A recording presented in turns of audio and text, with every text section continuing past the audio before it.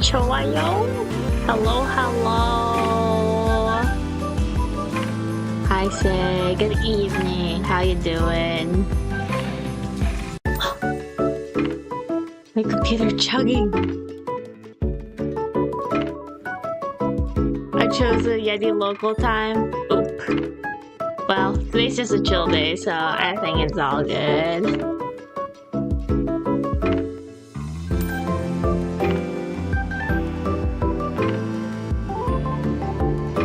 Oh, it's Bird. Hello, Bird. Good evening. How you doing? Okay, I think the track is better. Let me lower the music a bit. Alright, okay, today I need to lock in on two things. I need to lock in on this Merlin piece, and I need to lock in on this other Merlin piece. I'll see how much I can lock in. Alright, Bird, nice. Myself, it was a very busy week for me because it's the first week back at work for my day job since the winter break. I woke like on Monday. I went back to work. I opened up my computer and saw like 300 emails. Thankfully, most of them were like junk mail, but whew, it was a little bit busy. But I'm back in. I caught up with everything. How are all y'all doing in terms of, I don't know, GA, start of the new year? Happy New Year! Happy New Year! I need to, I think, if y'all wanted to know, so this Merlin piece right here is supposed to be for the next proxy card I want to make, which is the Fractured Memories one. During winter break, I drew a looking glass here. I'm gonna finagle with it today. And then the other one I'm gonna work on is this one. You can kind of see what the file name is for the NorCal Regional. I always do the badge art for the NorCal Regional. And this time, I was asked to do either Merlin or Alice, and because I only keep drawing Alice, I'm like, okay, I should draw Merlin this time. And if y'all can kind of tell, I kind of mixed both the level 1 Merlin from PTM and also the level 2 Merlin from Cambria. So it's a little bit of both. Kind of like merging the memories together vibes. If only work not needed. Yeah, work is so busy. I want to draw so much this year, but my work schedule is like absolute doo-doo. So I really hope I can draw at least a little bit more than I did last year, but we'll see. Anyway, I'll probably be jumping between the two pieces today. Y'all can just chill, feel free to chat. Otherwise, feel free to just put this in the background, do some other work yourself. Yeti is going on, so feel free to turn on Yeti and also watch that too. I'm just gonna be vibing and working.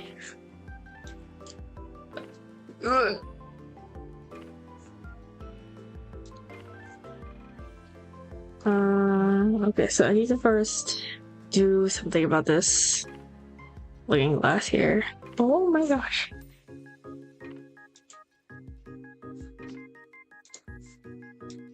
Okay. Transform.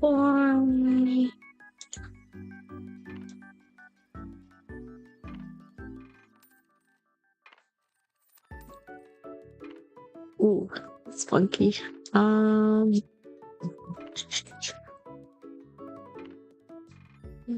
For control? Yeah.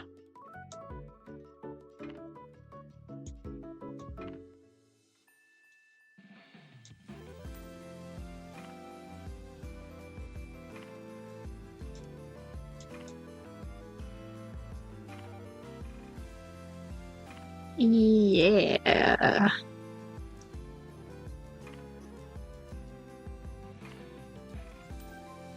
Yeah. Not quite sure what this layer is. Has anyone been brewing anything interesting lately for Grand Archive?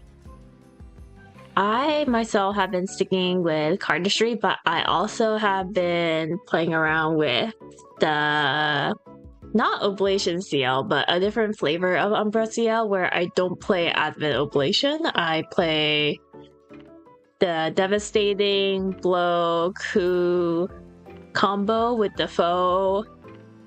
All my friends at my locals have been teaching me how to play foe. It's for someone who just sends everything with like ally aggro. It's so much brain power for me to figure out. But it's really fun when I can pull it off. So that's been my go-to deck. Otherwise, I also have a Fortuitous Windrai deck that I have together. But after the Ascent Manila, I reconfigured it to become that Purity Norm Rai, and I actually really like that one a lot more. So it's been fun playing around with those decks.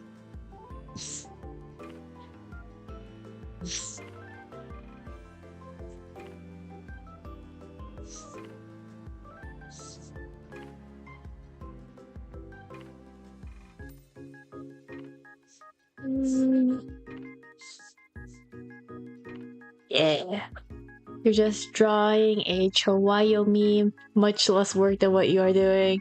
Well, drawing is drawing. The fact that you are committing to art today is amazing, so good job. I told myself that I would draw a lot more during winter break. That did not happen. So kudos to anyone who actually draws and sits down and commits time to it. I really did that this year.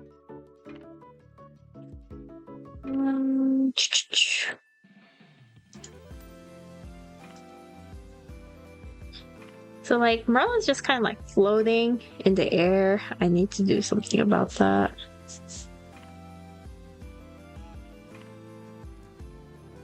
Where's the lasso fill?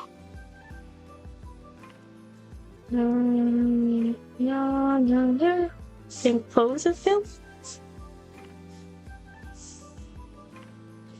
Which champion do you rock with the cardistry deck? Good question. I am currently on Tenoris. I did try out a few other ones. I did try both Xander and Tristan at one point.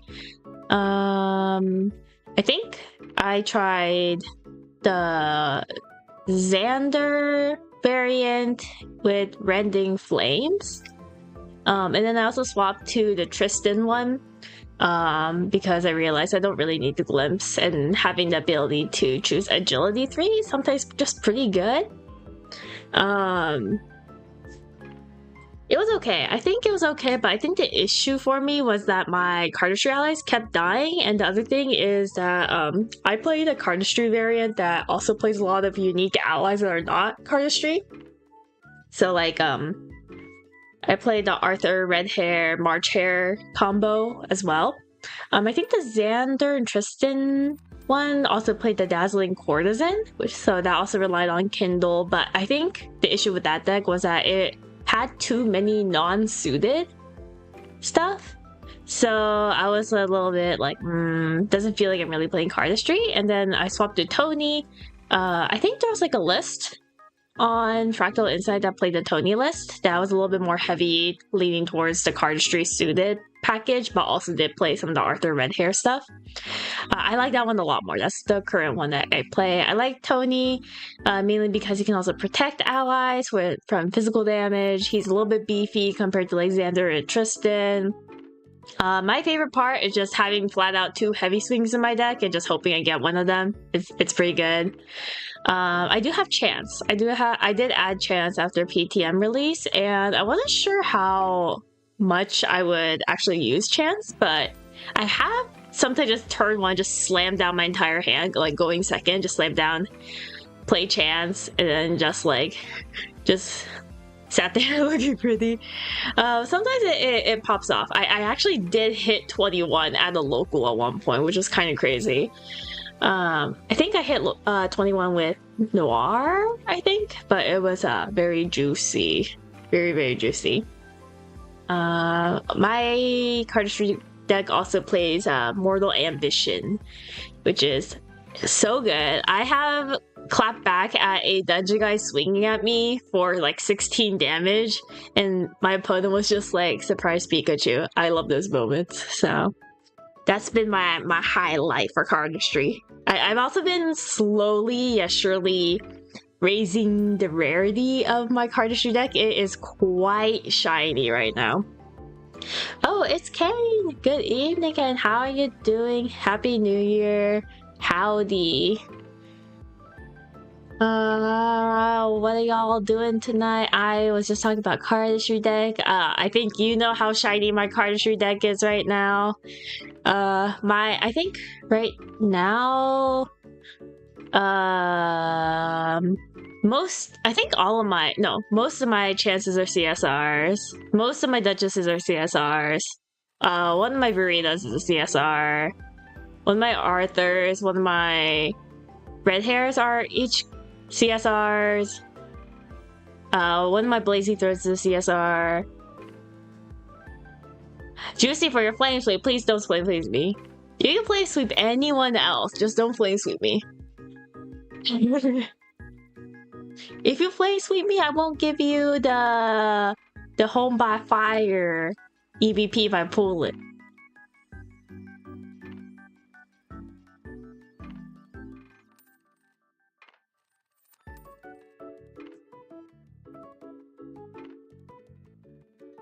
What the? Why is it just enclosed and...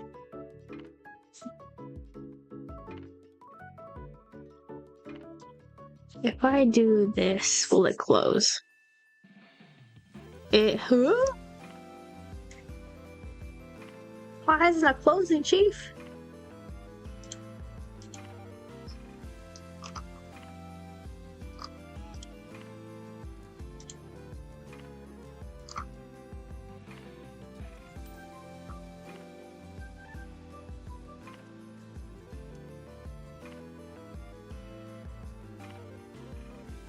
Huh? Is this just a... do my hand pipeline? Yeah, frown emoji. Yeah, that's right. And I feel like in terms of locals recently, there's been a pretty good variety of decks. I've seen some people experimenting with new ones, some people sticking with their tried and true decks. I know, Kane, you like your Lorraine. Have you switched to Looking Glass for your Divine Relic? Because I know you were looking for, like, was it Cheshire Cats the other day? I've also heard, like, I think the Kingslayer Merlin's just been the classic good deck. What else?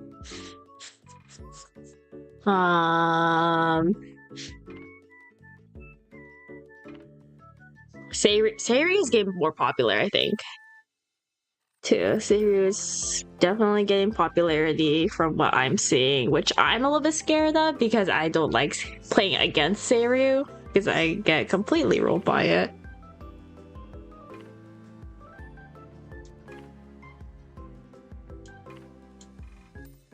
Oh, maybe that's why it's...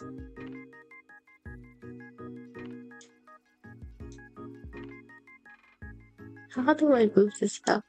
Like that? And then if I do this, will it actually close?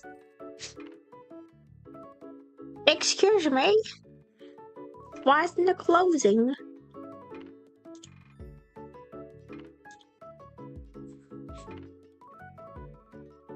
Excuse me?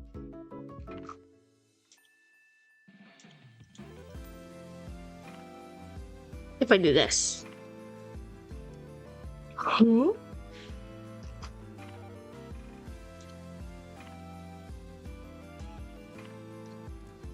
That's crazy.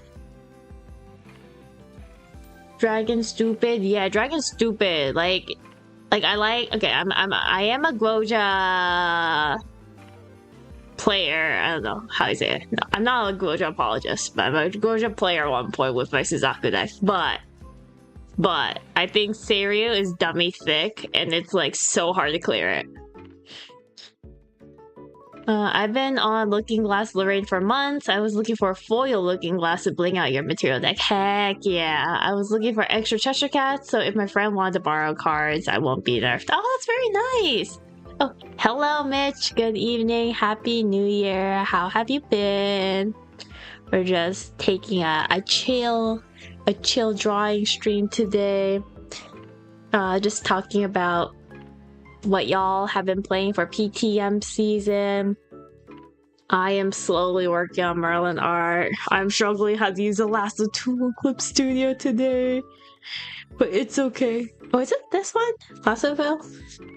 I figured it out. Okay. We're back, folks. We're so back. We're so back.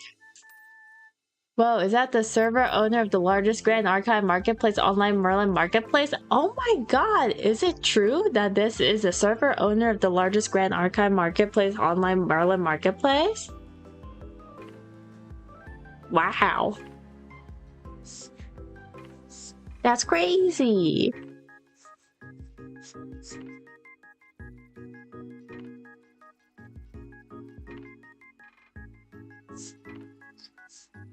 Oh yeah, wait, I did download new brushes.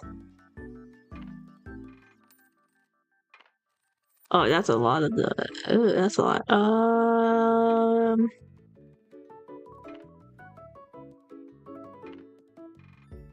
do I download these ones? Wait.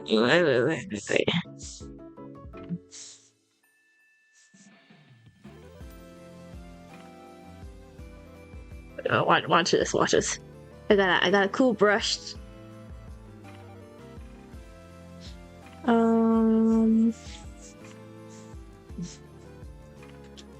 This.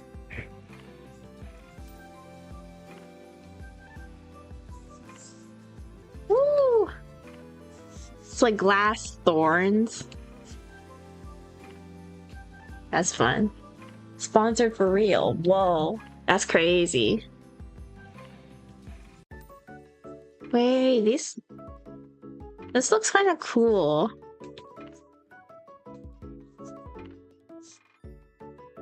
I don't know how to use it, but this brush is kind of cool. Crystal dust.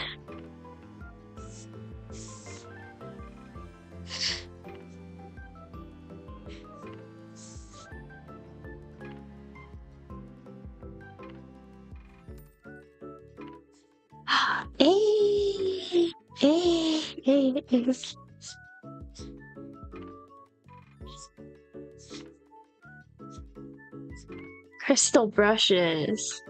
That's fun. Otherwise, there's also this one.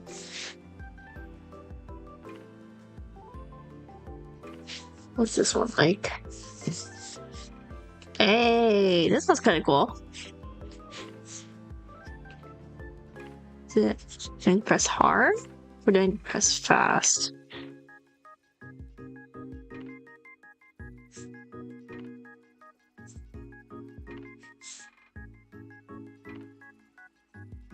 Or is it lighter pressure?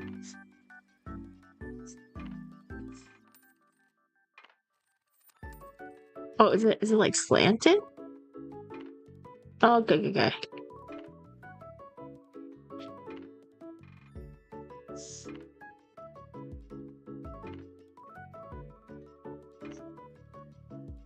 Oh, that looks kind of cool. CSP brush engine too difficult for me. Yeah, no. Like I've been trying. Like my goal for last year, which I think has not really been clear, but it's in progress, is slowly get more used to using Clip Studio Paint, because my primary art app, I guess, is Procreate on the iPad. So like most of these, I usually sketch and do all the base color, base shading on Procreate, and then I import it to Clip Studio. So because my iPad doesn't have the largest, RAM, so it doesn't have that high of a layer capacity, so I just import it to Clip Studio Paint on my laptop, which can handle a little bit more layers, and also if it's Clip Studio, I can do these cool things with the brushes. Yes. What's this one? What are you? Ooh. Wait, that brush is kind of cool. More like a... Oh, I can get behind this one. Maybe I can use a gradient map on this. Gradient map. Change colors a bit. Blue looks nice. I think Merlin's crystal things are more like associated with pink, right?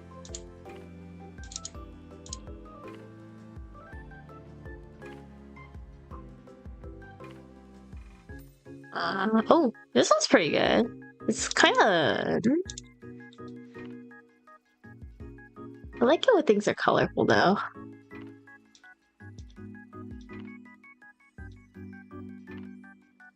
Wait, there was one that was kind of good earlier.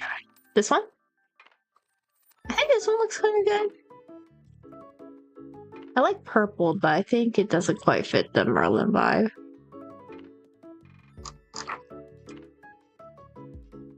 This one has depth.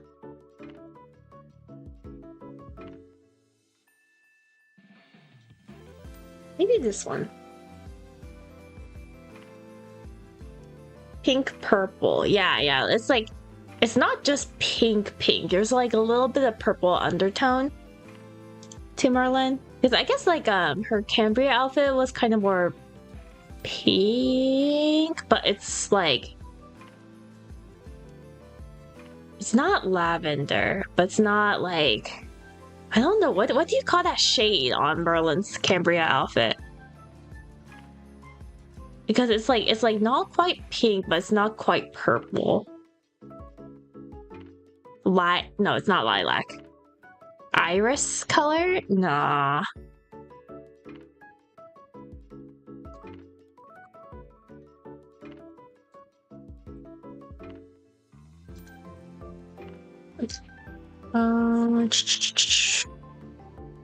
Okay, so we got that. I think I need to pull reference over. Looking glass. It's like what? Chamber reflections?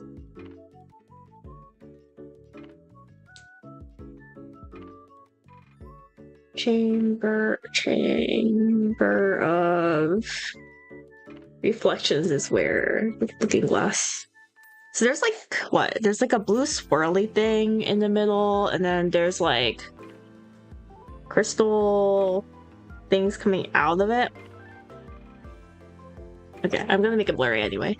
Magenta. Yeah, I guess it's magenta. Like my impression of magenta is kind of like this color. I guess that's magenta. Sometimes like I think I associate magenta as more like a bright neon color, but I guess it's not always that case. Okay. So I got the crystal thing going. I'll revisit that in a bit.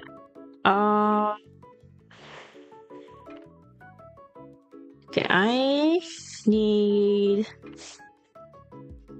texture.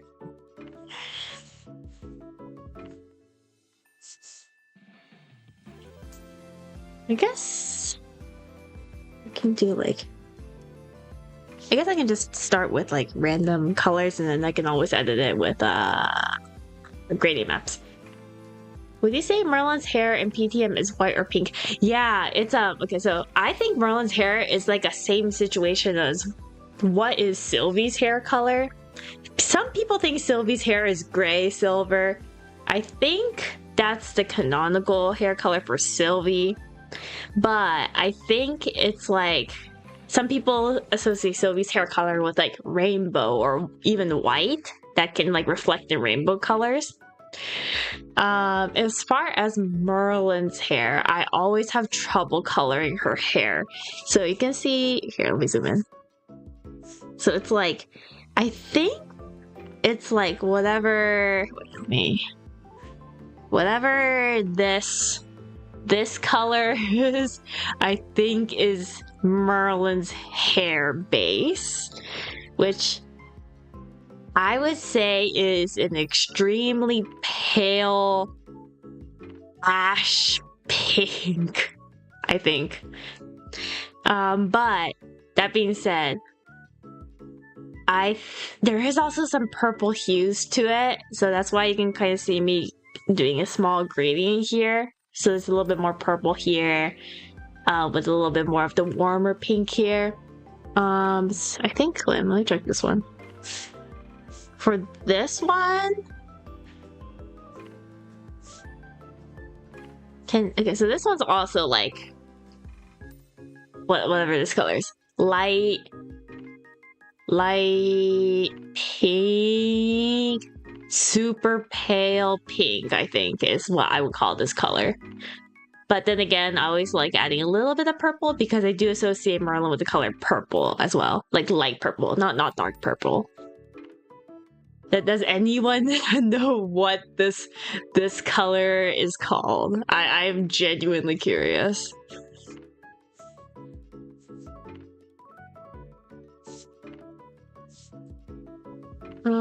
Okay, so we're back here. Okay, maybe he's pastel.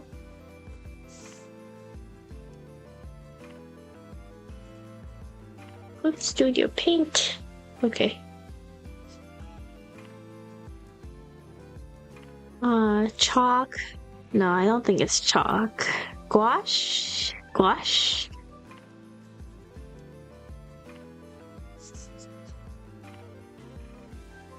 I guess I could do, a thing I learned recently is, if you have this and then you hold the shift key on your keyboard, you can do these, like,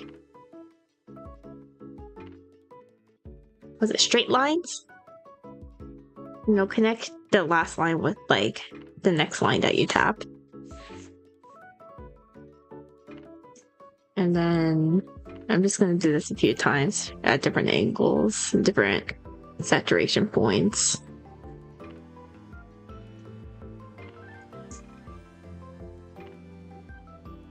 Maybe a little bit smaller.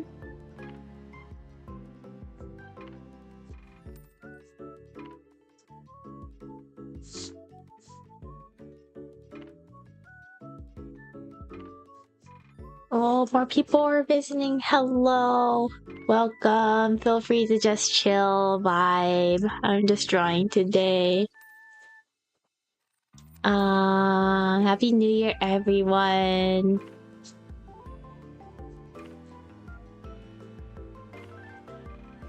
Oh, こんにちは、こんばんは。日本語のコメントも全然読めますので、日本語でぜひコメントしていただければ読みます。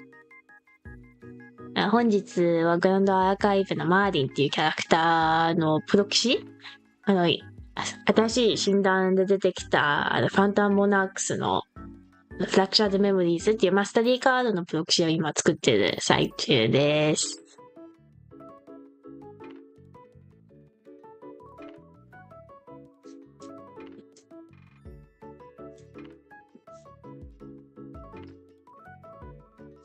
Oh yeah, speaking of Japanese, how did anyone visit the Japanese stream that I did the other day with Ko? If you did, how was it? It was my first time streaming in Japanese, so I was a little bit nervous, but I'm curious to hear what y'all's thought was. マーリン素敵、ありがとうございます。マーリンのデザインめちゃくちゃいいですよね。個人的にはカンブリア第1弾のドーナバーシーズのマーリンの衣装が結構気に入ってるんですけど、PTM だったらやっぱりレベル1のズボン姿のマーリン、やっぱりイケメンすぎてすごく好きですね。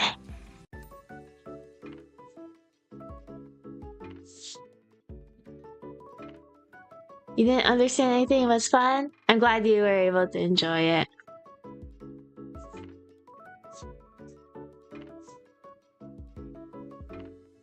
Yeah, like the thing about playing Grand Archive in Japanese is that some of the keywords is actually a little different than how you say it in English. So like I'm trying to remember. It's like the word banish was different. It was like actually like a kanji word that you say instead of say banishu.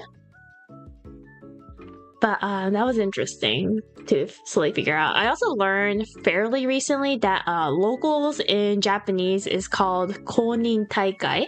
Konin means like official, taikai means like tournament. It's like officially recognized tournament on the Omnidex.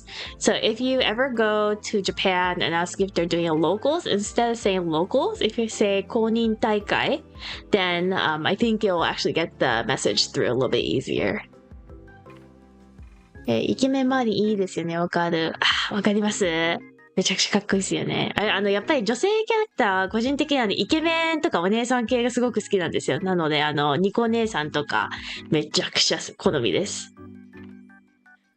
Thank you for your hair explanation. My DOA Merlin pin had pink hair, but I almost made the PTM Merlin with the white hair. Still in between on what to choose.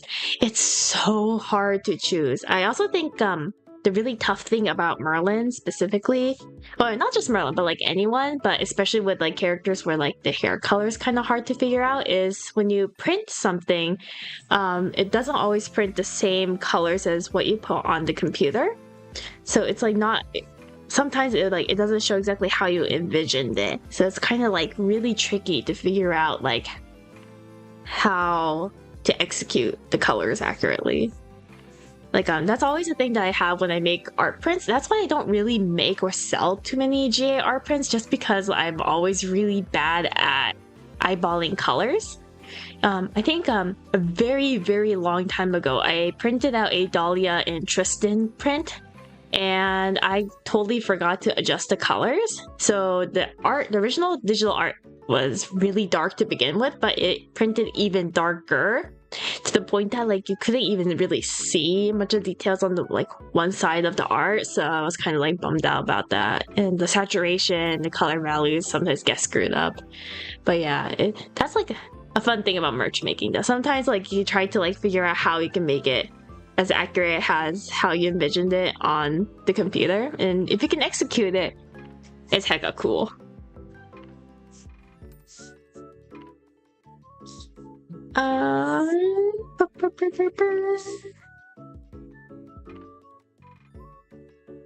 Y'all can check out all the brushes I downloaded and haven't used yet.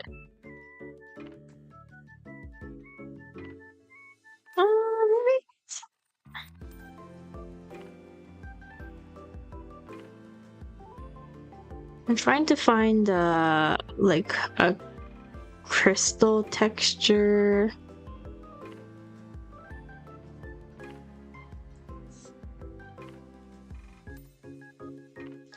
Maybe I can just do like this.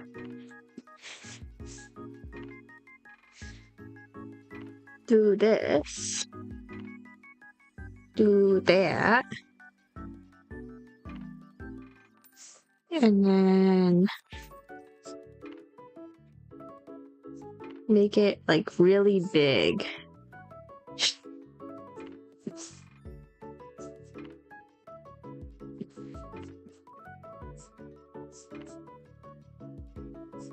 And then trust the process. Watch this, watch this.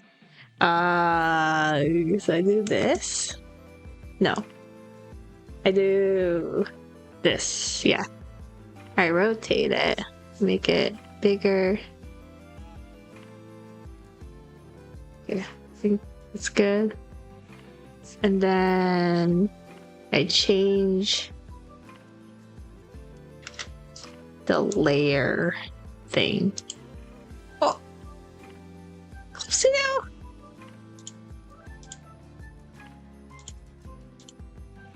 Ooh, it's kind of edgy. Let's go have these on the Pantone book for real. Oh yeah, Pantone. Yeah, those I kind of, okay, so like another thing about me with art is like I never really like took any art classes per se, so like I wish I had like more access to like art books. There's like this one book about like light and shadow and shading that looked really cool. So I kind of want to, I'm very tempted to buying that book and like reading about it. Have you been doing the Clippy login bonus? Thank you for the reminder. I have been completely forgetting to do the Clippy login bonus. Yeah, I had the membership, the gold membership for like 3 months just to see what it's like, and I have like infinite Clippy points. Like it's so hard to use up all my Clippy points. But the thing is, my membership expired because I'm too lazy to refill my gold. And I think if you don't resubscribe within the month, then you lose all the Clippy points or like they expire. And I am very worried. Whoa, that one looks funky. Maybe what is it?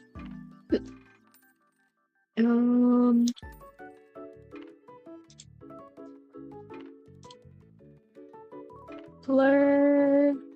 Oh, what kind of blur is this?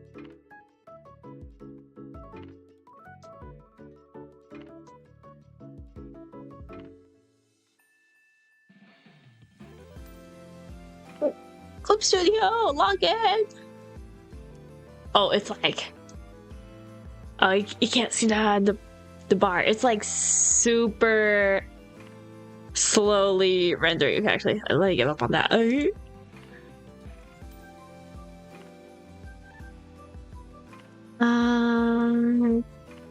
Maybe distort. Wave, zigzag, pinch, polar coordinates, geometric distortion. What does that do?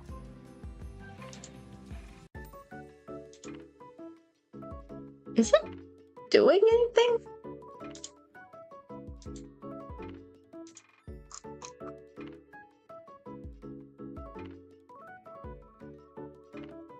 Oh, frick.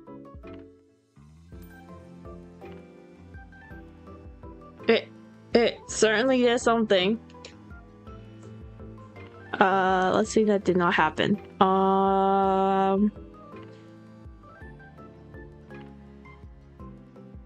Spin blur.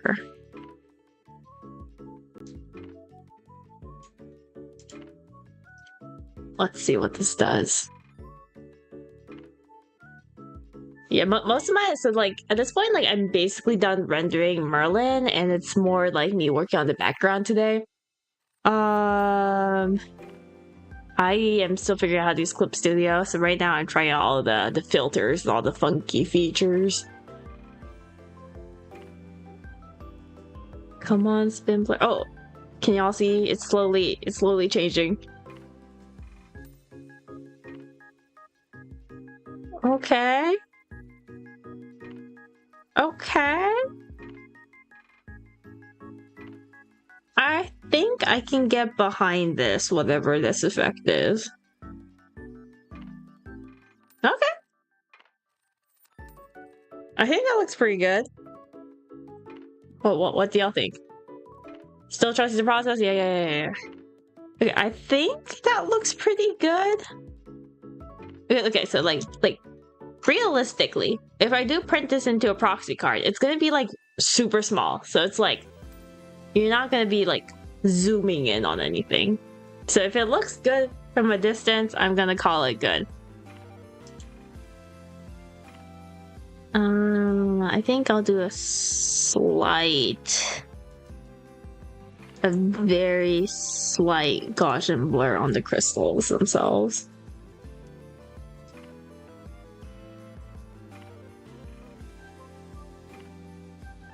And then Merlin needs to be more obviously sitting on it, so I can add a shadow, the hedgehog.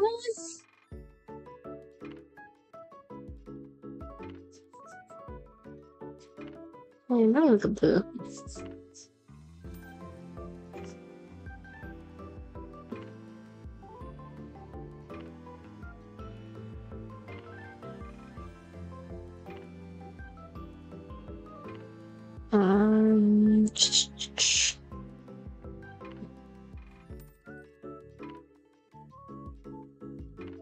Crystal Slide. Yeah. She's in the Crystal Playground, Chamber Reflections Playground.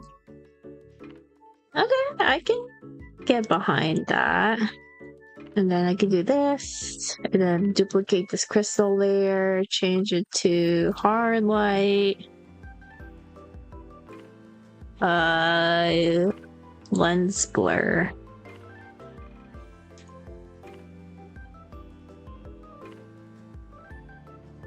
Now the crystals are glowing.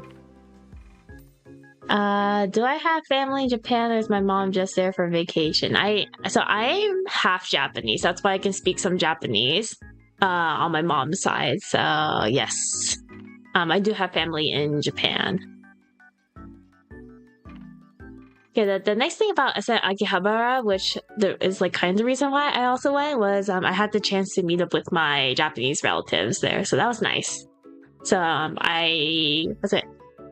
I went to Japan a week before Ascent Akihabara, and I stayed for around a few days after Ascent Akihabara, so I could spend time. But yeah, it was really nice.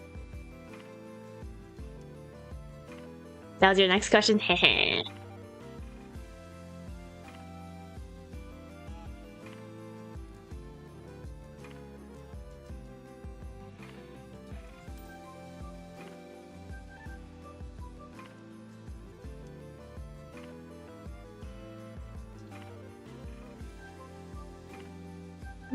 Chamber Reflections, the sky's I don't want to make too purpley. I want to make it indigo.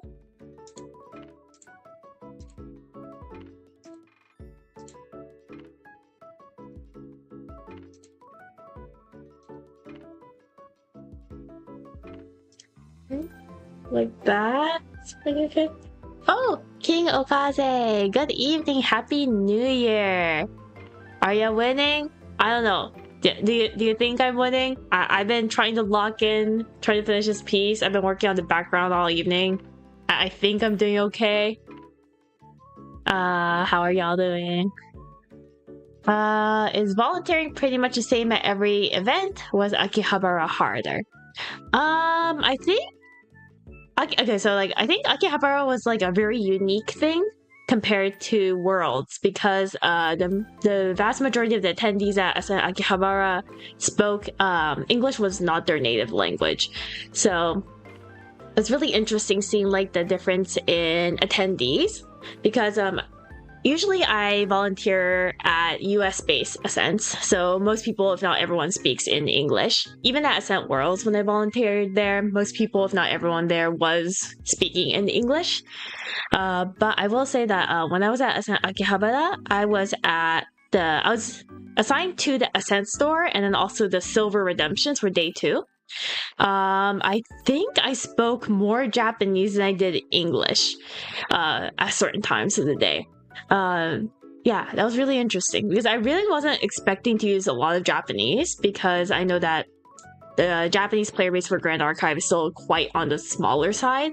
But yeah, I was surprised when I was asking for a stamp card, and they're just kind of can you speak Japanese? And I was like, oh yeah, Japanese player, that's really awesome to hear. And I got to on a more chill time during the Ascent store, I was able to talk with some of the Japanese players about the local scene there, which was super duper fun.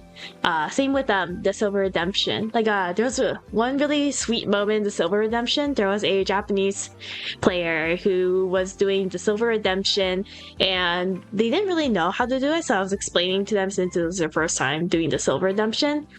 And they were super close in getting the set for the playmat, because they had all the cards except for one foil, I think rare, from the DTR set, and they only gave me the non-foil version. So I had to clarify to that player, being oh, by the way, you need to make sure you get the foil version. And they were oh my gosh, I can't find it. And then just as we were packing up on day 2, he came running back, waving his hands with the foil rare, and being I just pulled this from a loose pack from the Ascent store. And I was so happy for him. Yeah, he was able to get the playmat. Hopefully I got to spend time with family for the New Year's. Yeah. I ended up spending a New Year's here in the US, but I got to spend time with the family here in the US, which was really nice. Do I do any shrine visits? If I am in Japan for the New Year's, yes, I do. Last year, I was celebrating New Year's in Japan with my mother's side of the family. And near my grandpa's house, there's a shrine that's like super small, but it's like the shrine of the town. So, because my grandpa lives in like it's not rural, it's like suburban. So it's not quite in the cities, but it's not quite like boonies. So it's like it's definitely like a town. I guess that's like the best way to say it. But it was really nice. It was super crowded. If you go to a shrine on New Year's Day, you just expect to be like packed like a sardine can. It's just everyone's packed there trying to get to the shrine, doing the coin toss, and like giving the prayers for the New Year's, getting the omamori and doing the omikuji and stuff. But I always loved the vibes there, and like I also really like the New Year's tradition for the food with like the osechi ryori bento boxes, and then also ozoni, which are like the savory mochi soup. That's like some of my favorite stuff to eat for New Year's. I was surprised at Akihabara. It seemed like not a ton of people did the Silver Redemption compared to 2025 Worlds. Yes, I was surprised as well. So I also did help out with the 2025 Worlds for Silver Redemption, and I remember the playmats going very fast to the point that we did sell out or run out. I will say, as a volunteer, very little people did the Silver Redemption, and it was mostly because a lot of people didn't know how to do it. Yeah, like a lot of people came up and they're like, how do I do this? Like, is it difficult to do? And then I had to explain it to them like, oh, it's basically like a scavenger hunt. Try to find these cards.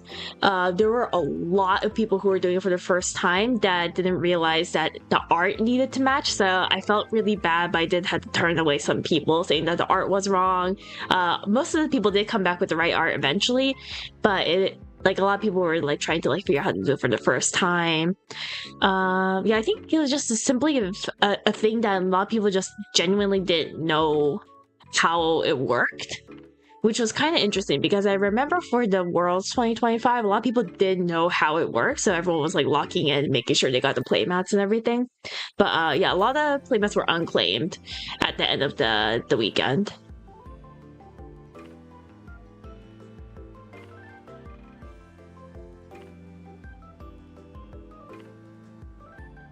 I feel like I'm missing something for the sky. The Chamber Reflections reference picture I'm looking at has rocks. I guess I should include rocks. Oops. Don't forget to save. Yeah. Every time I went to talk to Belle over there, she had the same amount of promos left. Heck yeah. Like, really not a lot of people redeemed even the promos. I think, yeah, promos were probably the most redeemed, both the foil and the non-foil, and then I think the acrylic charms were the next most redeemed thing. Very few playmats I think were redeemed. Like when I was there, I was only there for the second half of day 2 for Silver Redemptions. The people who did do the redemptions, they definitely were there to do the redemptions. It was like a mix of people doing like submitting everything at once. The people who know how Silver works, they oftentimes just came in to do the playmat first, and they're like, I'll come back and do the rest. But yeah, I don't think a lot of Disenchant. Not too many Disenchant promos were given out, I think.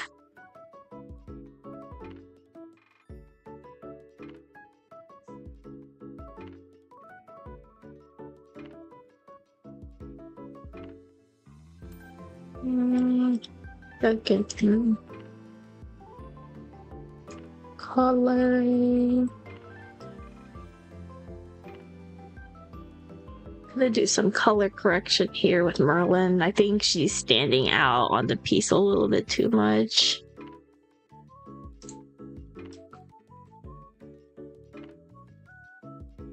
Ooh! Is this too blue for y'all? I don't know. I'm always blue pilled. You can see my character is always blue. But I kind of like this color. Namiuchi. That one's pretty good too. What's this one?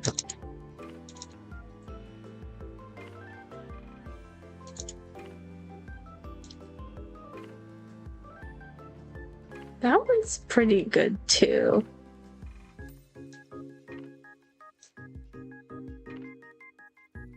It's really subtle, but I hope the stream kind of shows what I'm doing. You can see Merlin slightly changing color.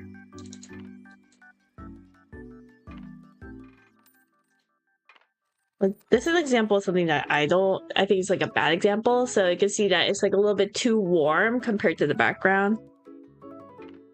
This one is pretty good, but I think it's a little too samey, so it looks like she's blending, like her skirt's blending into the crystal a little bit too much. Thought since it was a sea themed, it would be a bunch. Yeah, I don't think. Yeah, like I know Shira's really popular as a lost spirit, but I guess.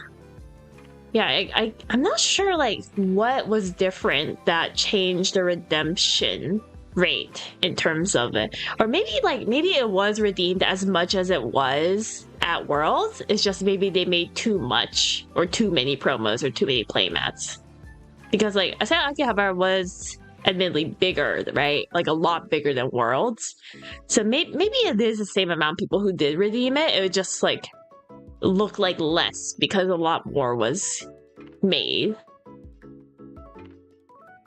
If you could design your own GA champion, what advanced element and class would you choose? Great question. Let me think about that. Advanced element and class would you choose?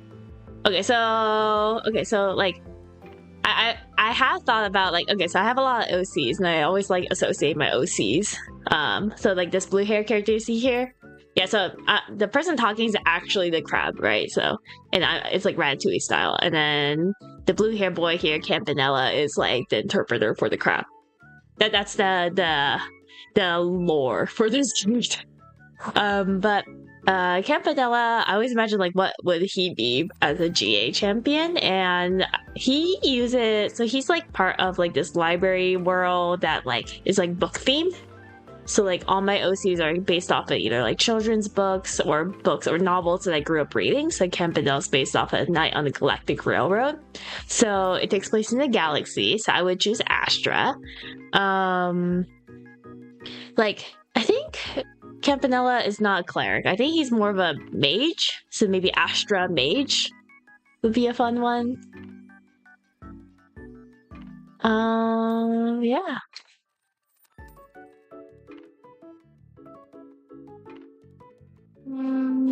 Oh, I skipped some comments in the YouTube. Let me wind it back a bit. Do you ever wear yukata for New Year's, or do you just go in casual Western clothing? Just casual Western clothing.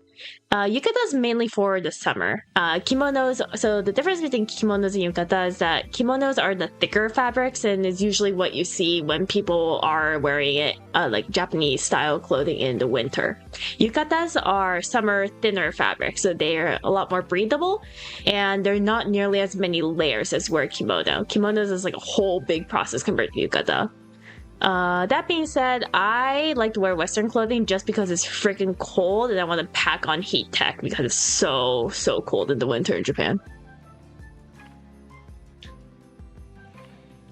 I was surprised by the number of cosplayers. Yes. Yeah, no, I think that was around the number of cosplayers I was expecting for Akihabara, mainly because one, a lot of people were traveling from outside of Japan and luggage space is a big premium, and the cosplay takes up a lot of luggage space. I do remember when I brought my Dahlia cosplay for Worlds, that took up an entire suitcase, like my entire carry-on suitcase. So it's a big commitment that you need to do, especially for cosplaying, and especially if you want to bring back a lot of stuff from Japan, which I'm assuming a lot of people do, especially for going to Ascent and getting lots of playmats and goodies. It's just not worth it. Yeah, so I think the number of cosplayers that showed up at Akihabara was around the amount that I was expecting.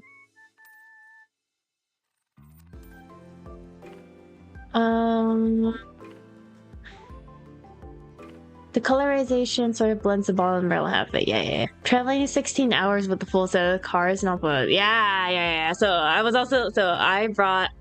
Usually all my foils are in binders, but then I had to, in order to save space, I had to take out all of my foils and put it into one of those like bulk boxes, and just hope it fit. It barely fit all my foils, because I have like a pretty big foil collection, and I also want to keep all my signed cards in the binders. That also took a lot of space.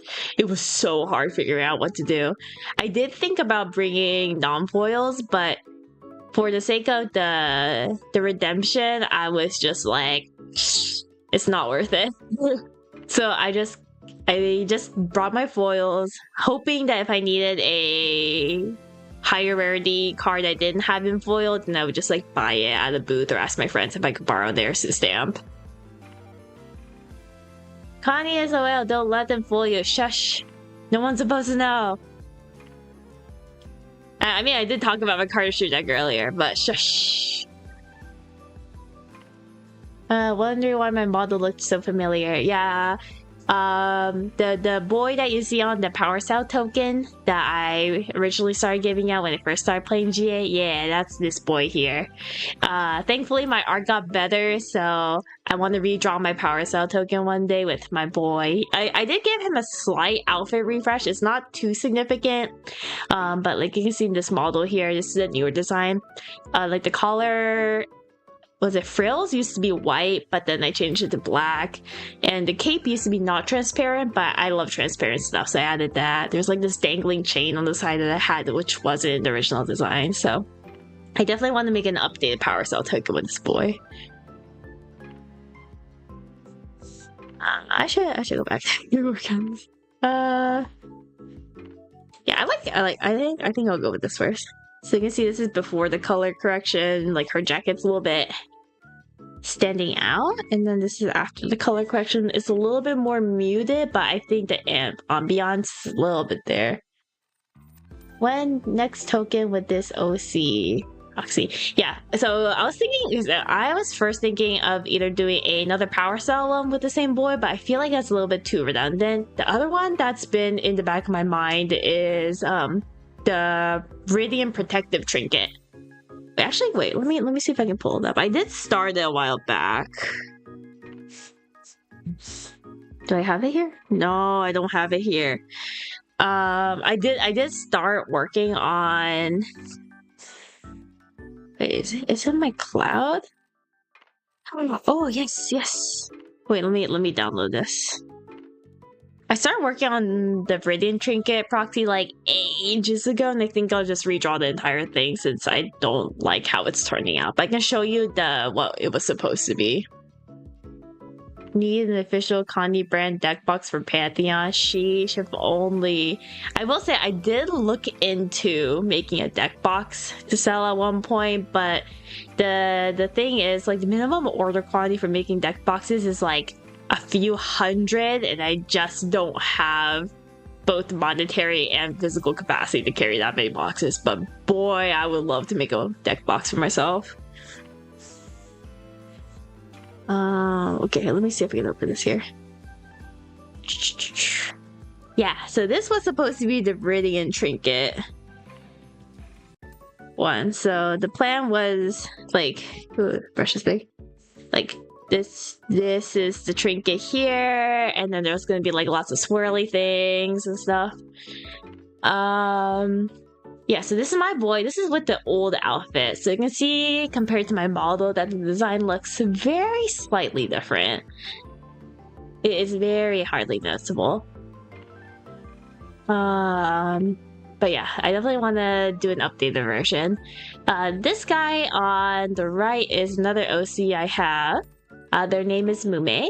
And I don't think I've made any cards with them yet. I did make a personal custom Power Cell token that like I just drew with like watercolors, and it has this character, but I definitely want to draw this character on a token one day.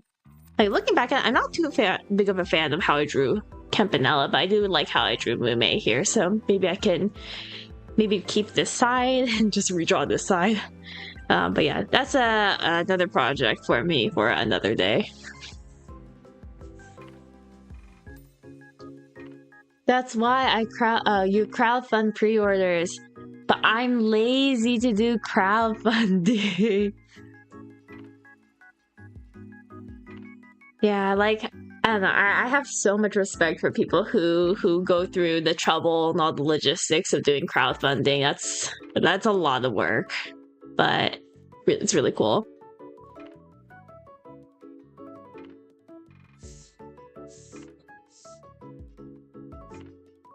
Maybe we can try this. And do this. Yeah.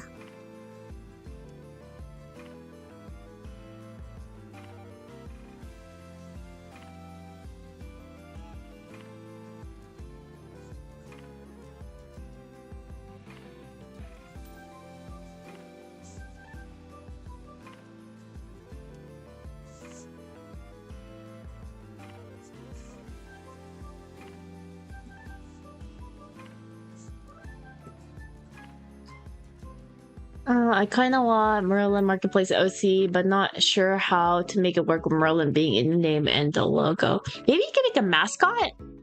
Like, I think you can keep the Merlin character since, like, the whole identity of the Merlin Marketplace is, like, Merlin. But maybe you can make, like, it doesn't have to be, like, Majestic Spirit, but it could be, like,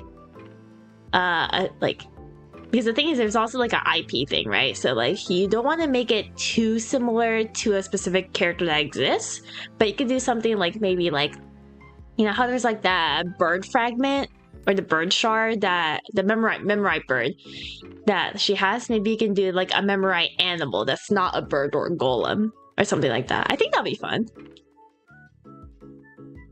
Connie perpetually on that. I need coffee to get me through most days. Grand. Yeah, I have coffee every single day of this year so far. I'm really bad at locking in when drawing art. That's why I'm so slow. Okay, so like the two reasons I'm like really slow at art is like, one, I'm just like genuinely busy with my day job. It's like it's getting busier and busier every year and I need a promotion. But the other thing is, yeah, I keep getting distracted because usually before I start streaming I would draw while like watching YouTube or playing like anime in the background, and I would just like lock in and like my hand would just completely stop. So non-human mascot said, yeah, I like mascots. Like, I mean, like my character, like, yeah, I have the blue hair character Campanella, but like my main mascot is like this crab on my head, right? So I think like it's more fun, easy to make like merch that way too, because you can make little scruggly, little blorbo plushie, little funny keychain of a little creature, and like it's also like when you make merch, like anime merch is always super fun, but I also like mascot ones because I feel like those are ones that you can use more versatilely. I guess you can like put on a backpack, put it on like use it as a keychain, and you can bring it to work, and it's not glaringly as like hashtag anime weeaboo. So I think it's like nice that like in those senses.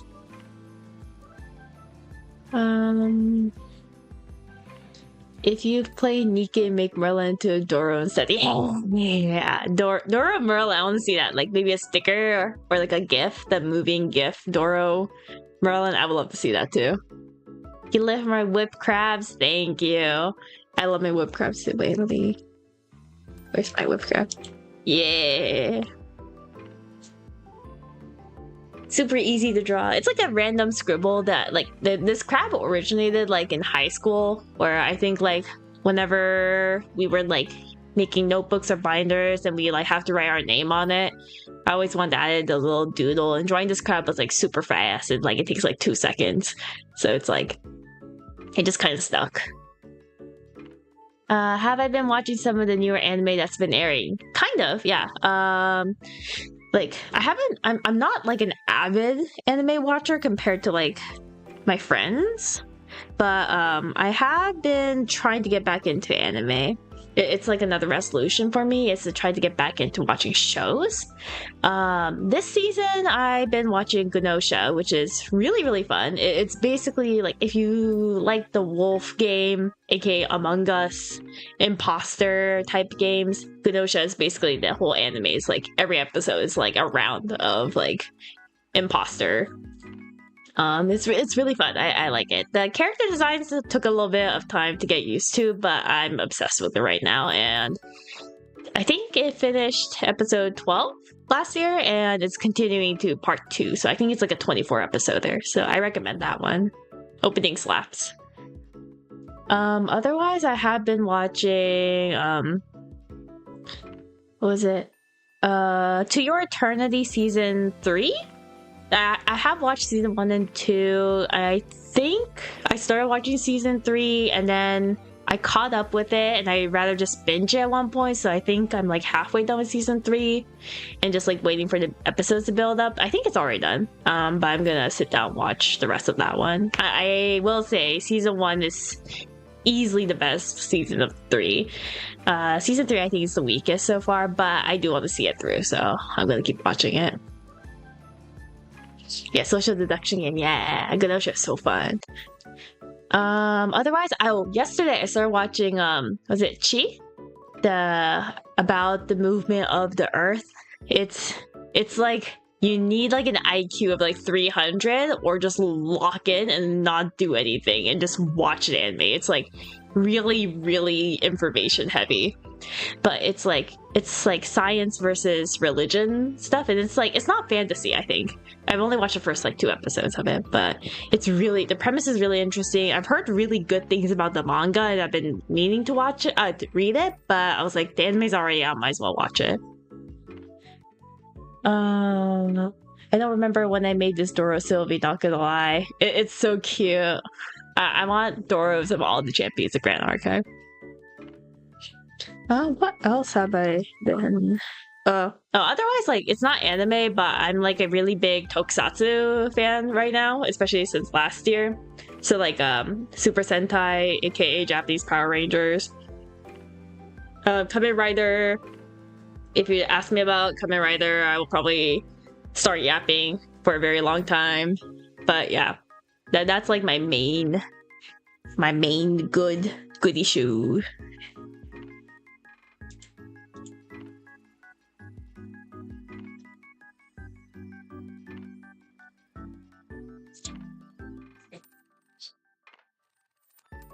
I think that looks good. I might want to blur that a bit.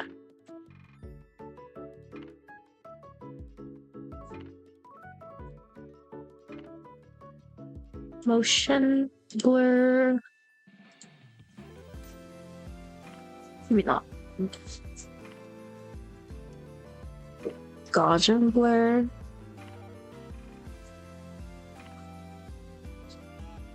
Oh, like that, and then just lower the opacity of both of them. I think. You're currently watching Chain Soldier Season 2, Invisible Man, Soon to Be Wife, The Holy Grail of Eris, Fate, Strange Fate. Oh yeah, I heard about the new Fate show. I heard it's pretty good. Sentenced to be a Hero. I think I've heard of that one. Manga reading Witch Hat Atelier. Yeah, Witch Hat Atelier. Good taste. Physical copy of the books. Yeah. I also own the physical copies of Witch Hat Atelier. The art in that is like chef's kiss. I think that got confirmed for an anime, right? I'm not sure if it's when it's starting, but I'm very excited for that. What else? In terms of manga, I also don't really... So, like, back in, like, high school and college, I used to be a really big anime and manga consumer, but, like, I feel like after COVID, I just really slowed down. Manga, I have been trying to follow Chainsaw Man. I think I'm, like, 5-ish chapters behind. Like, it's, like, kind of dragging. I know it's supposed to be, like, getting to the climax right now, but I don't know, it feels a little bit dragging for me to read. It's so good, Witch Hat Atelier, yeah. Yeah, that one I also haven't like caught up in a while, so maybe I should just sit down and just binge read it. Do you like romance anime? Not really. I'm not really a romance like I like rom-coms. I like rom-coms, but I don't like shoujo manga. I'm more I am if you ask me what my favorite genre anime or manga is, I love the fighting stuff, I love the gory stuff, I love the dark fantasy stuff. I'm a very like edgy person. Like I think in terms of romance, the one that I last read or watched that I enjoyed was Kaguya-sama. I know that there was like a new season. I know there's a lot of opinions about it. I have no idea what happened in that. But I am getting a little bit curious about it. But yeah, the first season I did watch, I really enjoyed it. What other romance have I read? Like I did grow up reading and watching like shoujo manga, so I enjoyed like Special S, Shugokata, like magical girl stuff. But I feel like, yeah, I feel like I just like I grew up like reading a lot of Clamp, so like Tsubasa Chronicles, Cardcaptor Sakura, Chobits, Holic, Tokyo Babylon. I haven't read X, but I really want to read X. So like I grew up with like that genre, and then I shifted over to like reading some Jump stuff. So I got into like this. I did have a sports anime phase, which was like when Free first came out. No, I think I was in like middle school or high school when Free came out.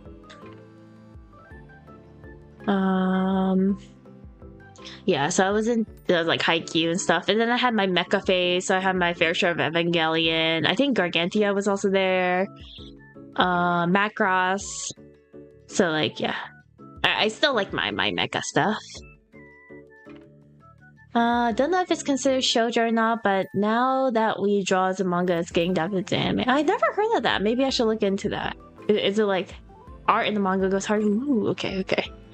You're selling me on the art. I always love reading manga that has like really good art. Was it my favorite manga of all time? And this hasn't changed since like elementary school for me. Is Tegamibachi Leatherby from Jump. That has the most amazing art for a manga. It's like only 100 chapters long, so it's not a super long manga, but it's just absolutely gorgeous. I highly recommend it. The premise of the story is also like pretty straightforward, but it does have some like complex parts of it. But the art's so good. Prince of Tennis phase. I actually did not have a Prince of Tennis phase. I think so. I was like a free Haikyuu. My friends read Kuroko in a Basket. I watched Ping Pong. I like Ping Pong a lot. What other sports? The ones that was I obsessed with? But no, I remember my Haikyuu phase was like really insane at one point. Like I did cosplay Haikyuu and stuff. Tegamibachi mentioned?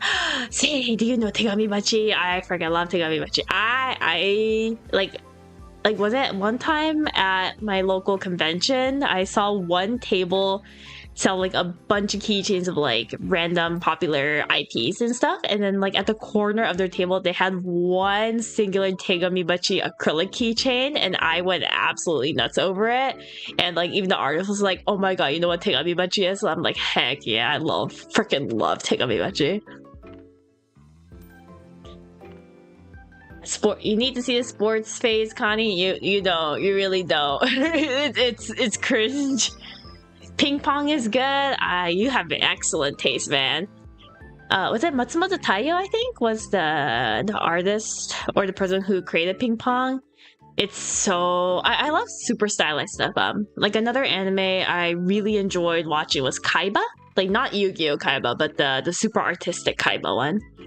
The one that's like sci-fi themed with like absolutely gorgeous animation art. Like I love like vibes, if that makes sense. Did I have a Fujo phase since you watched Free? Of course I did. Who doesn't? Who went through Free? Like I did. Like I mean, like I still read BL, but like not as much as I used to. I'm trying to. I think I don't know the English title. It's like Stranger by the Shore, Stranger by the Seaside. That one's my favorite BL. Like the art for that one is really pretty. It's super like the food, the backgrounds. Like if you don't care about BL, still read it just because the backgrounds and the environment art looks so pretty. Tatami Galaxy, yeah.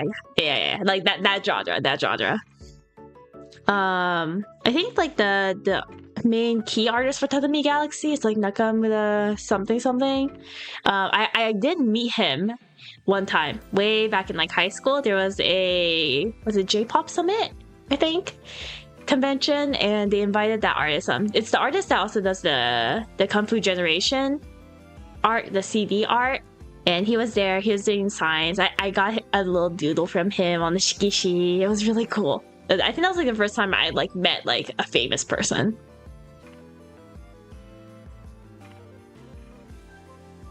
I feel like I can do a little bit more.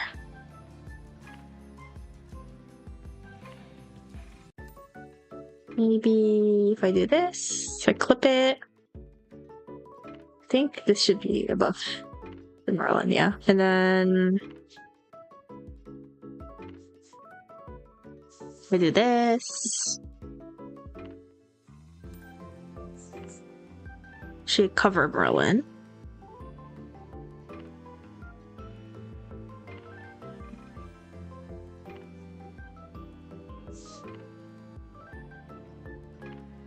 And then I can get a should be airbrush.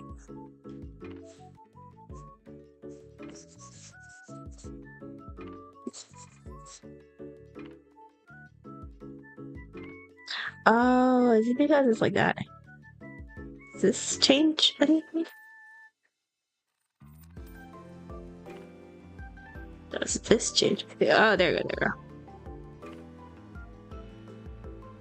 Yeah, okay.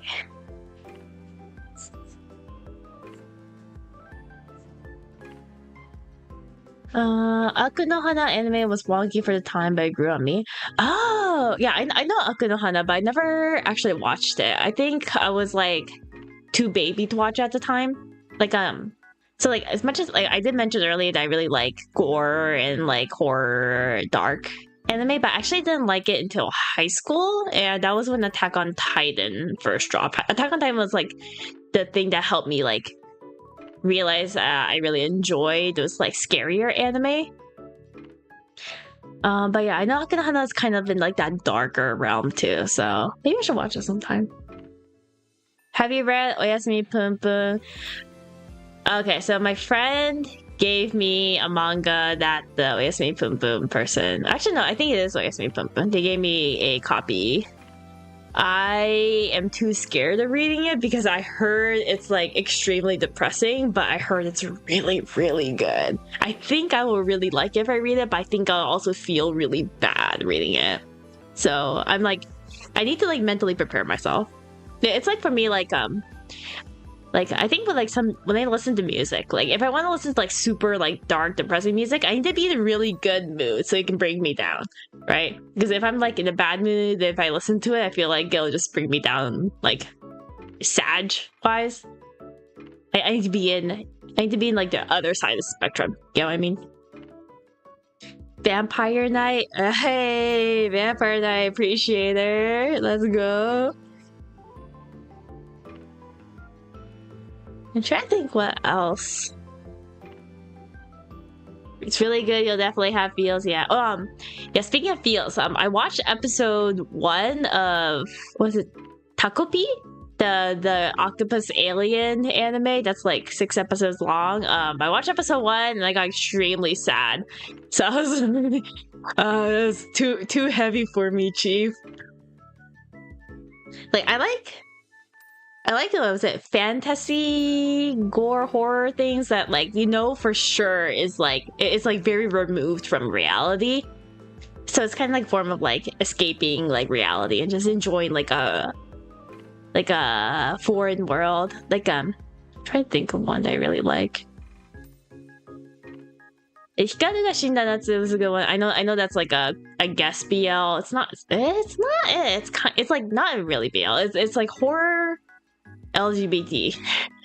That one's really fun. The art for that's really cool. I love how they do the eerie art, and in the manga they do the sound effects. Like there's a lot of design and thought put into the sound effects and onomatopoeia on the panels. I really like how they do that.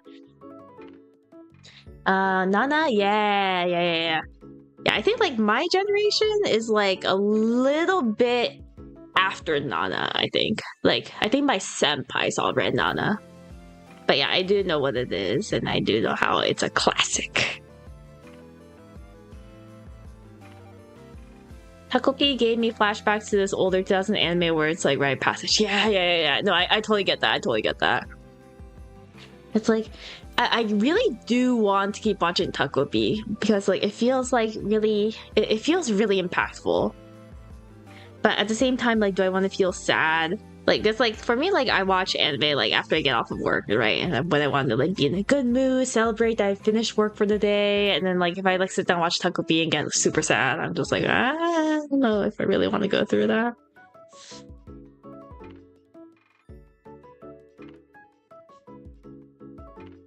Whoa, that changed a lot. Did y'all see the color change? I like this. Vibe check. Does this look good?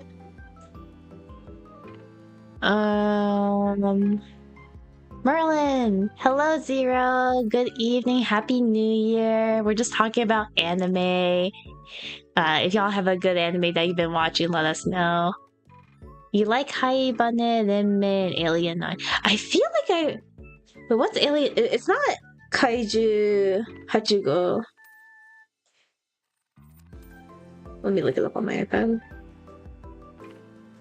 Oh, Alien 9. Okay, yeah. I know Alien 9. Yeah, I've seen clips of it. It looks, I freaking love it. My like Flip Flappers. I know what Flip Flappers is. My friend really liked it. I think I should watch it. Looks good. Thank you. Yeah, I think I'm starting to vibe with this piece. It took me a while to settle on this.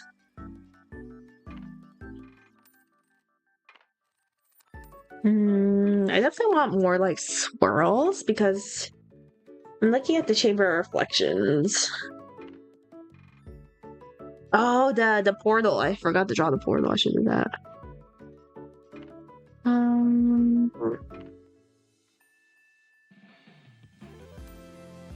Portal is like greenish, bluish.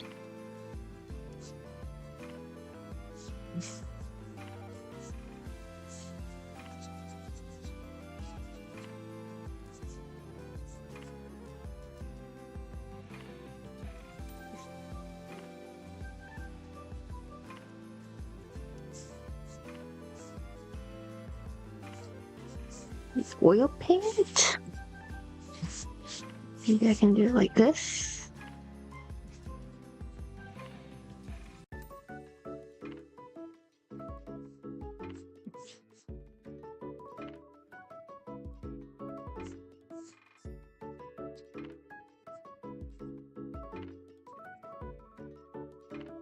Yeah. Happy New Year! I've just been rewatching all the older Gundam recently. Nice. Yeah, like I really want to get into Gundam more. The only mechas I fully watched like through the end are the entire Evangelion series, the first Macross movie, like the very first one from the 80s. Gundam. I'm a very new Gundam person. I'm not an old person. I think the first Gundam I watched all the way through was Iron Blood: The Orphans, and I also did watch Witch from Mercury. But I really do want to watch one of the older Gundams. But like, there's so many. I don't know which one to choose.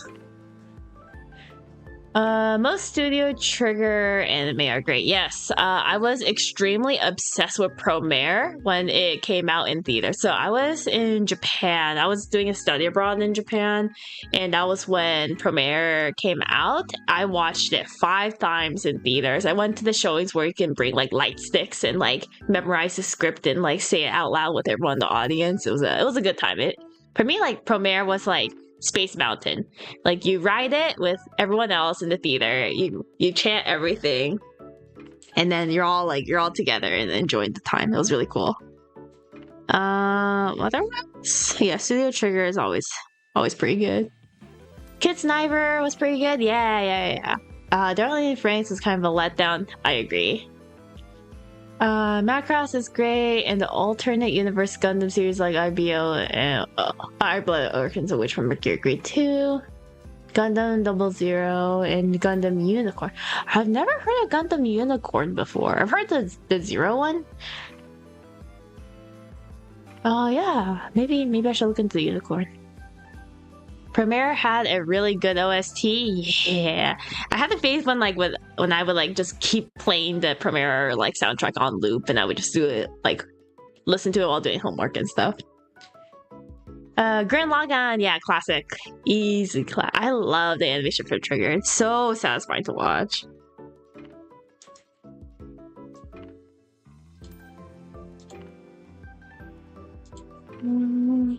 Heartbreak.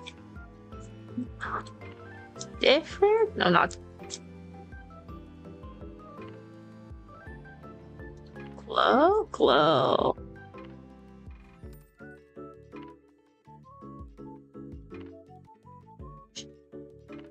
Blur, Gaussian blur.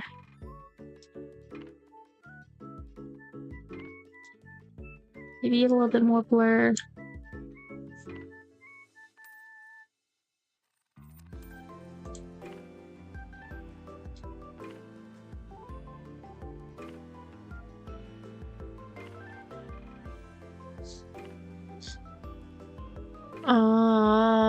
Eureka 7, Star Driver, holy frick, I have not heard of Star Driver in like 10 plus years. Yeah, be shown in Star Driver. Wow, that's a blast of the past.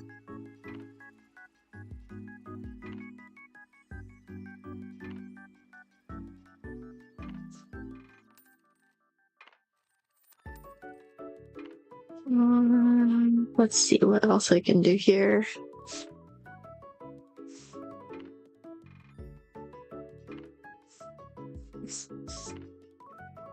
I can do something about this.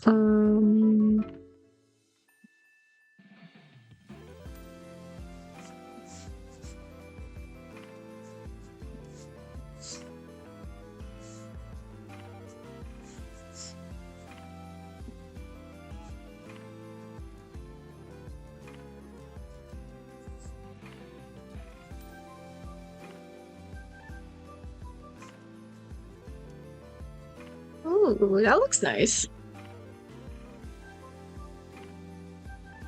Ginga Bishonen. Yeah.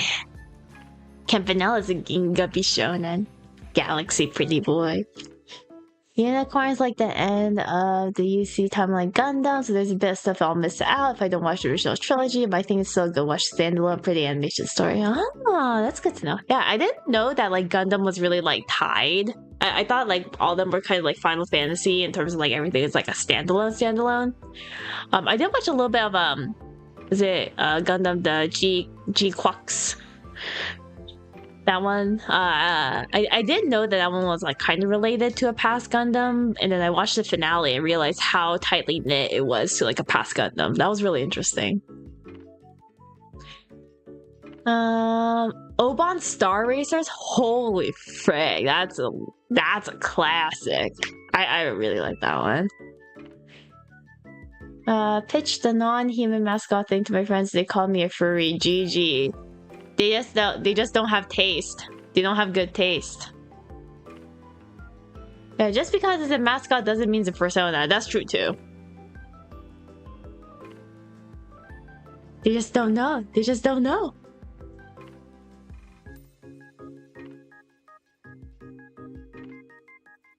Okay, I think this is starting to look pretty good.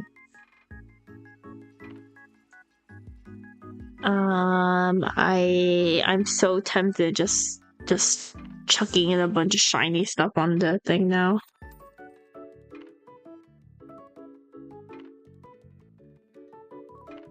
Oh, this, okay, that's the crystal. And then that's the UI. And then I'll say this is the, oh, there's some Japanese frick.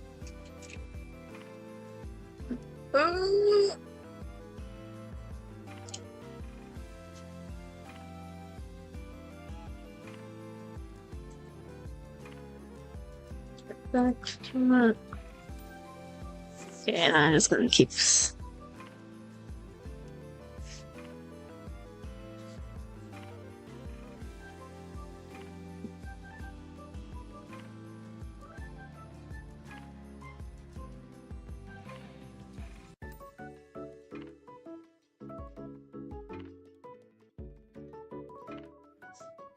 How's it looking? It's a little messy, but I think if I clean it up a little bit, it should look pretty good.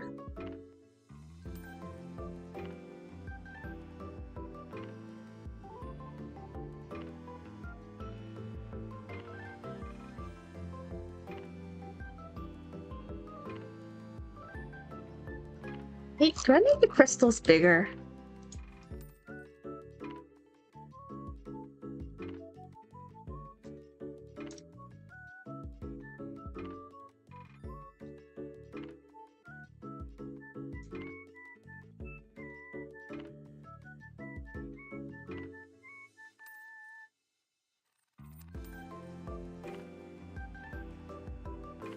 Because it is the crystal mastery.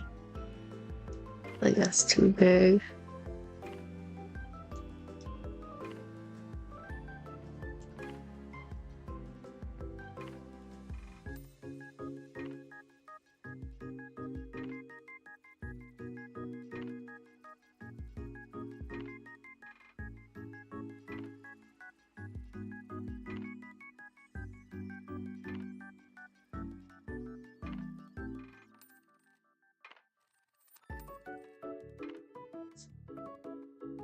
I could do this, and I could do that color.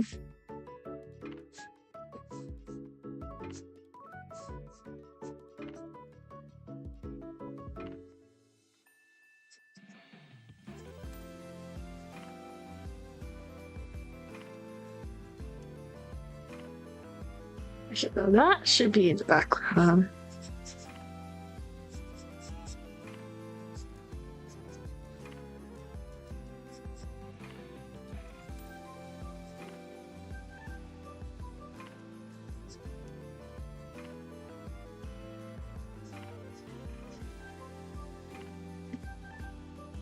And then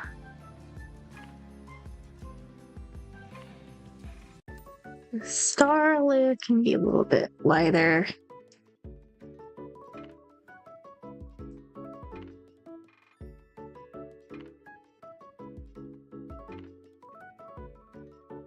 Connie, I feel like we are probably around the same age, so I might mention more anime that'll give you nostalgia.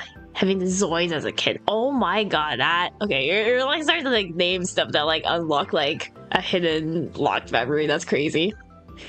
G Cooks was a weird. They said it was going to be a standalone series with an alternate timeline to OG series, but they started bringing lots of OG characters. Yeah, okay, so the thing is, I actually didn't watch G Cooks like all the way through. Like, I actually joined in like towards the end because like my friend was watching it, and then I just like hopped on to the couch and just like I was like, I don't care about spoilers. And like the art style was so jarring because there was like was it Take's art style, which are the main characters, and then they would like bring back some of the returning characters and they would be in like that old art style, which was like so jarring to me. It was really funny. The shimmer on them is a bit too bright. Yeah, hopefully I dimmed it a bit. Let me know if it's still too busy.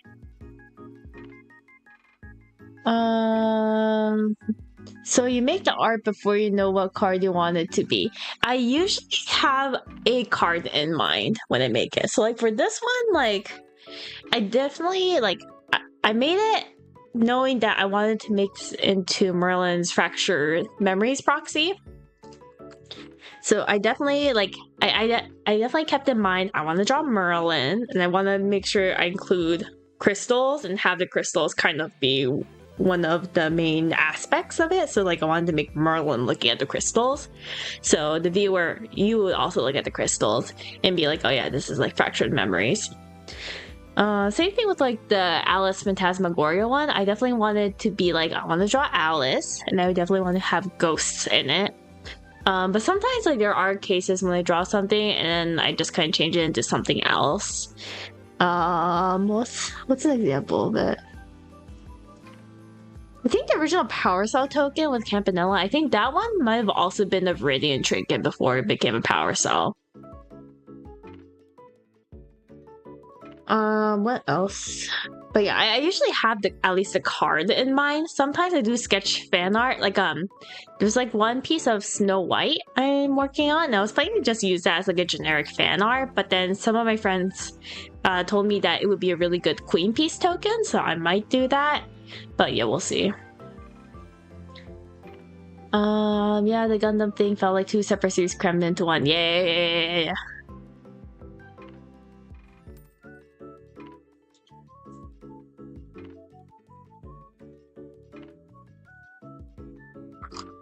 Because like it's gonna be like actual card's gonna be like this big, right? At least based on my tablet size and looking at my hand holding it. You can't see my hand, but it's on the screen right now. I think that's pretty okay.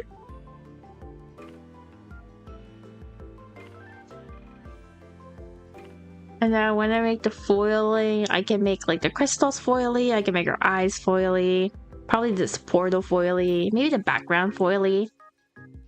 And then everything else can be like opaque, so the foil part stand out a bit more.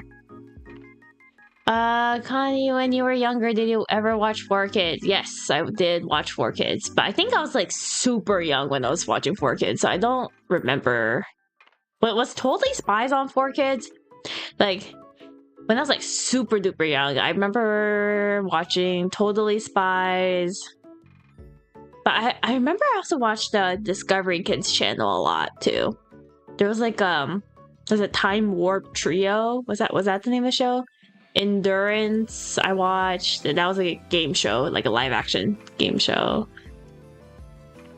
I did not watch Yu-Gi-Oh until like last year.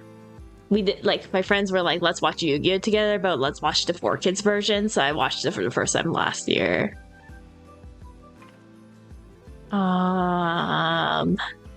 But what else did I watch growing up? Like I watched like, was it Shaolin Showdown? I think that was like no, that was Gen X. Well, what channel is Gen X?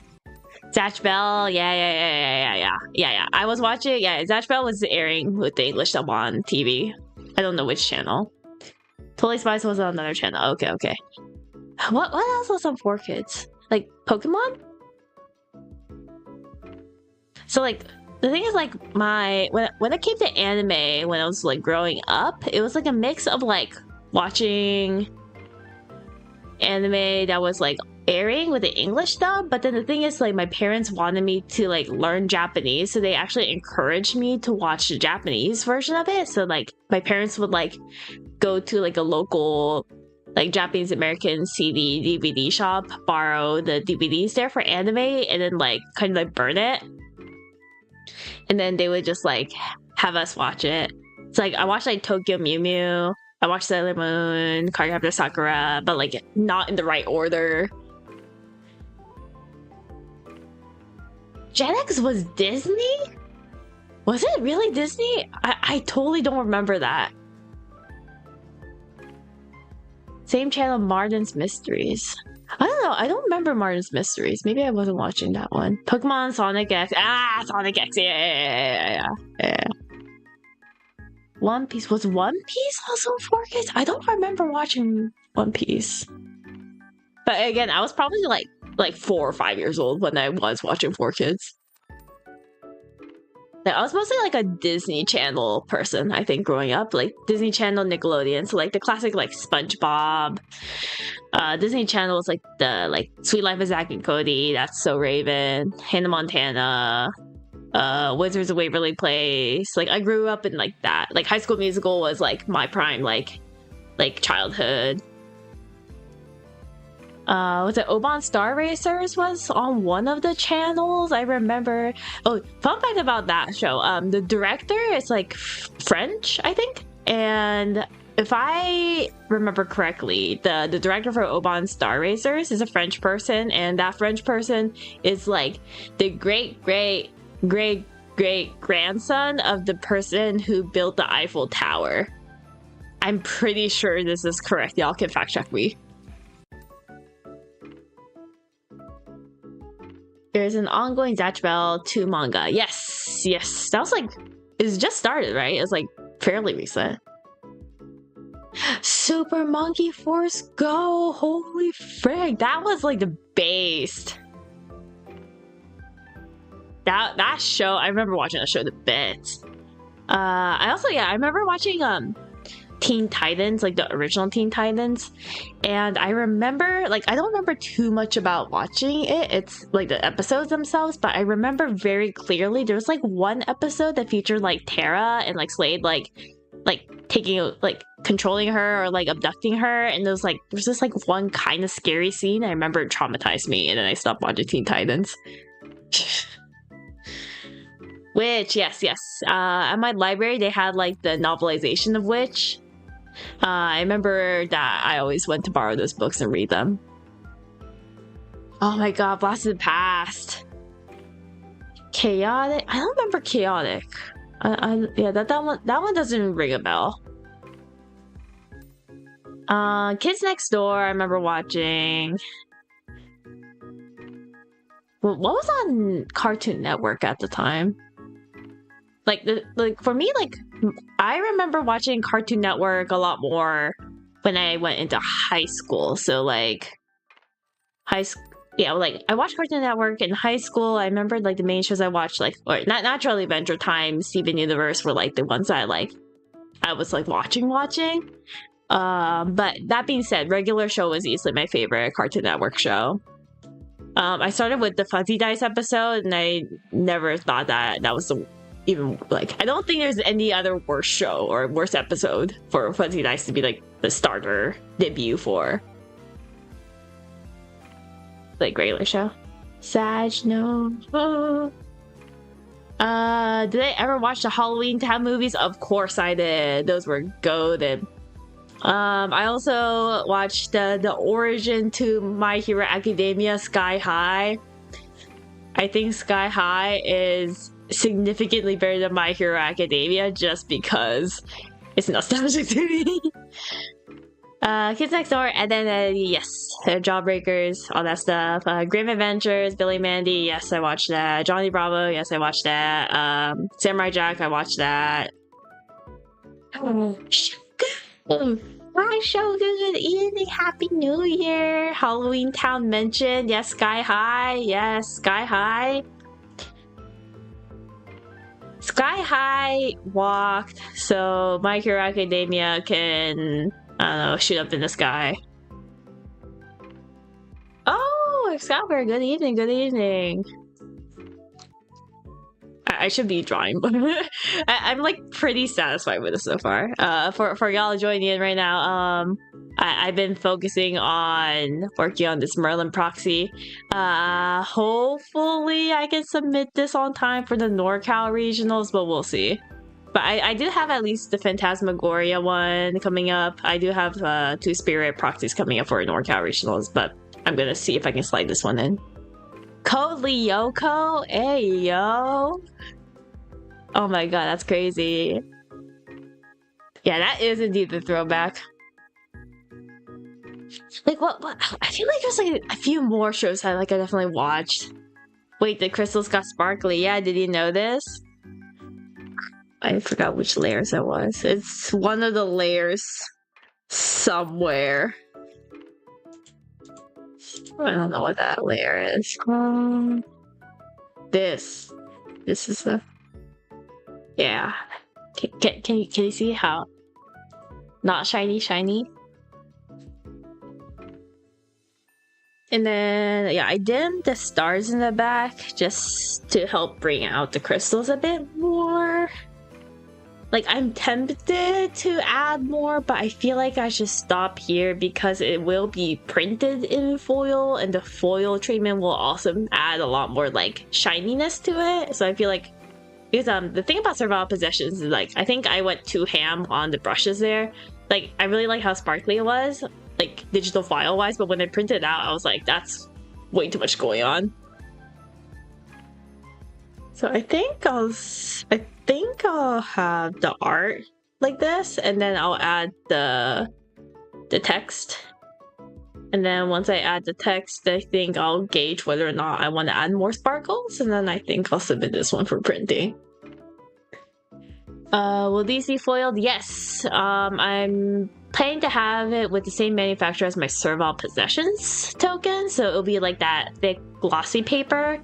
The Servile Possessions foiling was like this like rainbow wavy thing, but I think it's a little bit gaudy, so I'm gonna see if the manufacturer has any other treatments I can try out. When you used to live in Oregon as a kid, your family and I would go to where they filmed the stuff for Halloween Town was filmed in Oregon. Oh, that's cool. Didn't know that.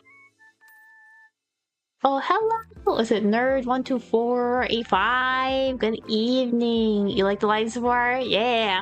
I think I'm almost done. I think this is mostly done. I just need to add the UI here and just like balance it out for this.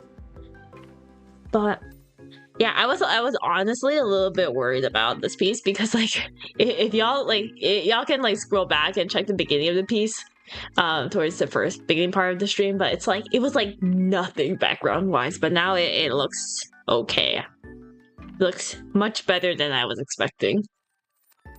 Am I satisfied? Yeah, pretty satisfied. Wait, you're telling me Halloween Town isn't a real place? Drop to my knees. Yeah. Crazy. Or, what? Wait, can someone tell me if Gravity Falls takes place in, like, a real place in, like, Oregon or, like, that side of the US? I know they had, like, that scavenger hunt thing for Gravity Falls where, like, there was, like, a lot of, like, hidden encrypted messages and, like, all the fans got together to figure it out. Portland, Washington area, yeah.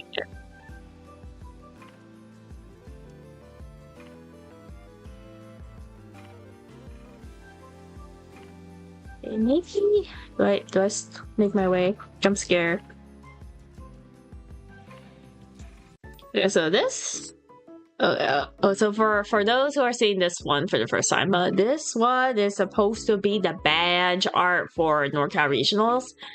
I am like kind of lost how to do it because this badge is a little bit different because the request I got by the organizer for the NorCal Regionals is that they don't really need a background for this one because they're planning to like do something with the background, so this is just like a placeholder. So I'm just like, do I just wait, actually, I should add... This Merlin has a cape that I did not draw yet.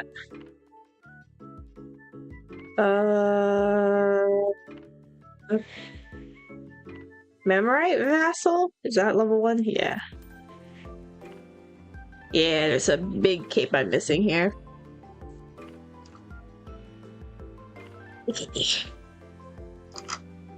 Let's add a cape.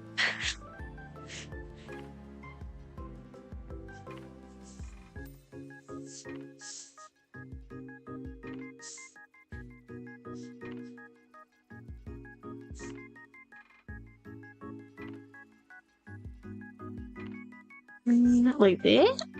Nah. Like that? Like this?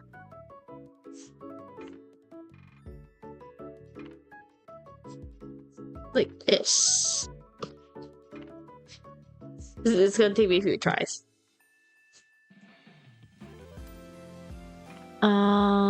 Based off of some of the weird and more cryptid areas already. Oh, okay. Hollow purple Merlin. She given you the crystal blast. Yeah. Enough for Incredibles and Shambles. No capes? But I love capes. So I don't want to take too much of this background real estate based on what I'm told. But I do want to make it so that I can tell the audience that I did not forget her cape, like the Xander 3 Blinding Steel CSR, which was missing the cape. And not the CSR, the OG Blinding Steel Xander, which was missing the cape. Did y'all know that the Blinding Steel Xander level 3, the original non-foil ones, it's the artist forgot to turn on the layer with the cape, so he's just flat out missing a cape. And if you get the CSR version from SP1, I think, you actually get to see the cape. And then if you look at Pantheon, they actually include the cape again.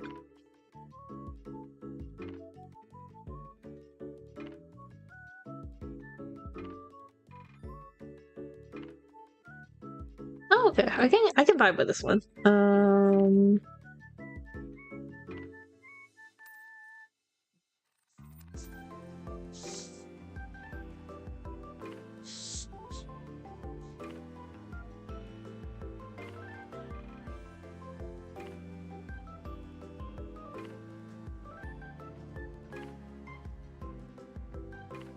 That was the reason. I thought it was on purpose. No. My understanding is that it was accidental.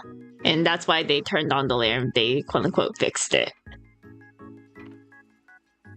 2-4 for CSRs, I never noticed. Check out Index. Index has, wait, actually, let me check. I have Index on my iPad right now. Xander. Blinding Steel. Yeah. Okay, so go to Index, look up Xander Blinding Steel. The common normal version is missing the cape, and then if you click on the CSR version, you'll see there's a cape that's added.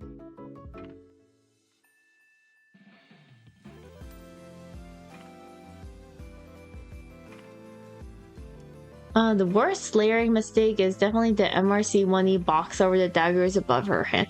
Really? I never noticed that. Wait, I kind of need to find a picture of that. Well, I never knew that. Yeah, like I love seeing like the layer breakdown that you can sometimes see like in GA stuff. Like I like looking at the banner arts if you go to like Ascent, because sometimes you can see like there's a specific layer breakdown, or the media kits, you can see like where certain things are like, yeah, like things are separated. Oh, Shoku, thank you for the link. Oh, sheesh, Shoku, you're doing God's work. Thank you. Put a tiny Dora Lorraine in the background that's angry at Merlin, LOL. Okay, that's pretty good.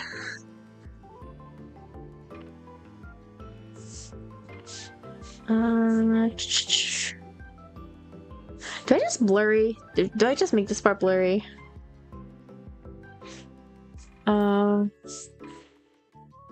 Think smarter, not harder. Where's the selection tool?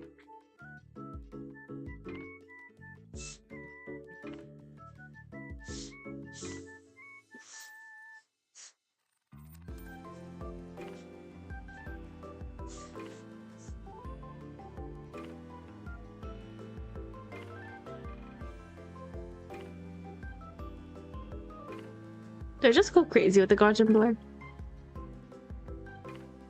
That's too ambitious. Maybe? And then I can maybe...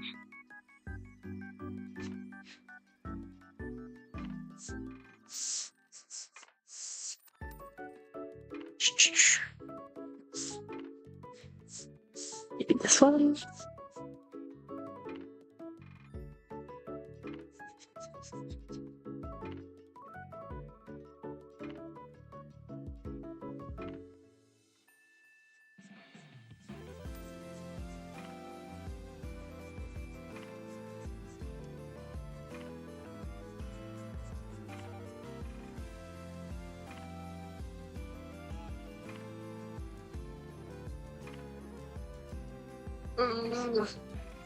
Rendering hard.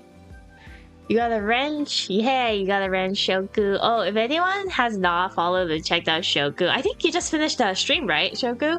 Yeah, check out her streams. I think Shoku mainly streams on Twitch, but I think she has a YouTube channel. She has really cool Grand Archive content.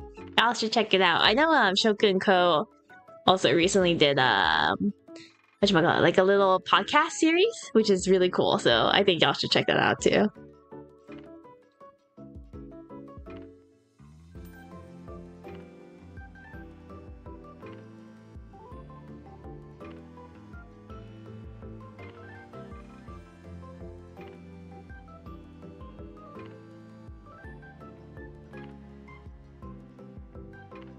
Oh, you finally read the Diana lore! Did you enjoy it? I'm not emotionally okay. Yeah. Yeah, I really, out of all the Diana articles, I definitely like the last one the most. Modest Archive. Yeah! What's it? You started with Minor Archive, and then now it's Modest Archive. What's a hipster card I want to see? Cell Converter. That would be the easier question, or the easier answer. What is a more actual hipster card?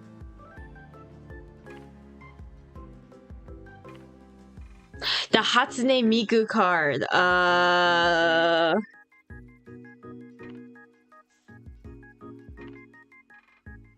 Is it Menagerie? Menagerie Beast Bonder. I don't think I've seen anyone play Menagerie Beast Bonder, but I call it the Hatsune Miku card.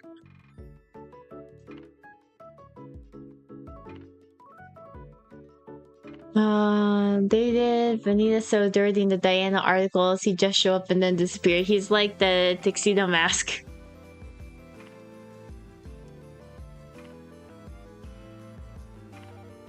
Needs 90 hipster level?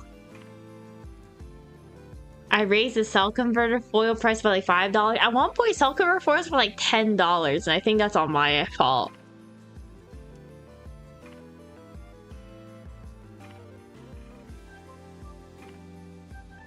Wait, 82.2? People actually play Menagerie Beast Bonder?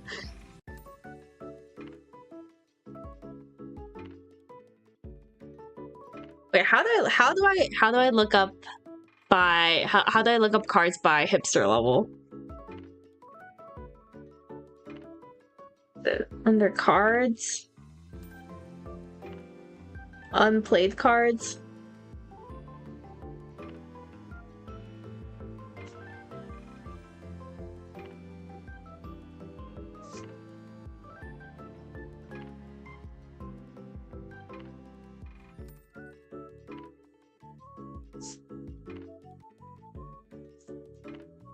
"24 appearances for Menagerie Beast Bonder? That's crazy."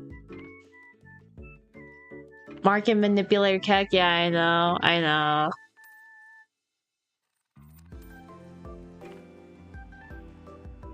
There's no way to sort hipster levels. I have to look.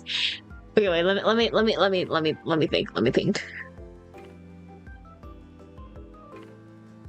Wait, can I? Wait, let me do this here. I definitely want to do a. So do I want the tamer card?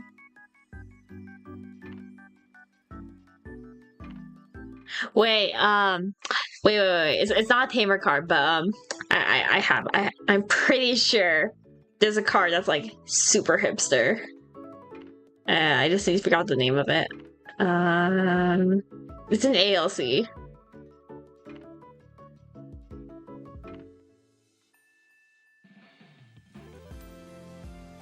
Okay. How about Navigation Compass? I've never seen anyone play Navigation Compass. Discard a domain card, draw a card into members. It's like a cycle domain. So like, domain Tonys can play it. But why doesn't anyone play it? I think Ari should be a gambler. She'd play. Heck yeah. Alright, Connie. Which Grand Archive champion spends the most time playing gachas? Definitely Ari. I definitely agree with Zero's comment that it's Ari. I can also imagine Rai being a gacha player, but he doesn't call it gacha. He calls it something like really edgy and chuny, but it's just gacha.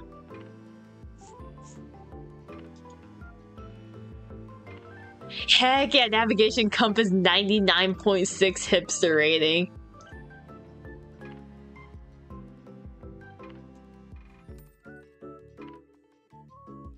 Yeah, I'm just saying. Like, the thing is, like, the card itself is like, it's a 0 cost regalia for Guardian. You discard a domain card, draw a card into your memory, so you always do your prereq. So it's a card that you can use.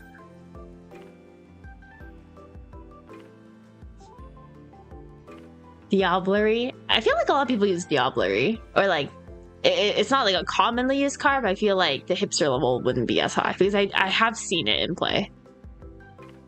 Oh, you DM me that MRC1 E-box layering thing? Wait, let me see. Oh, you're right! Yeah! The dagger is on top of her. That's crazy! Shoka's gonna give the compass to Ko after your next one. She loves domains. Heck yeah. Is Ko building a Tony deck? I guess Ko plays Nico, right?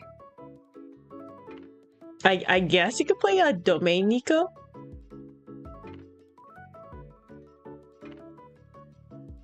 Your local fruitcake said the 3 Diableries for Ari, Ascend, Niagara, top 4. Yeah. Gotcha, but in Japanese. Alright, gotcha. Yeah.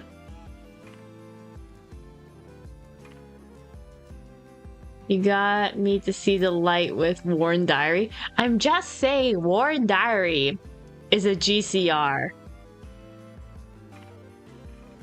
Because you don't need to pay anything in your memory to activate it. Hypothetically, even though you need memories cards. But you get what I mean.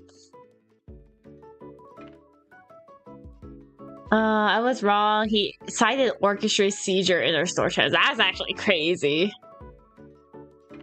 Orchestra's Seizure is the one where you can like yoink someone's like floating memory to pay for stuff, right?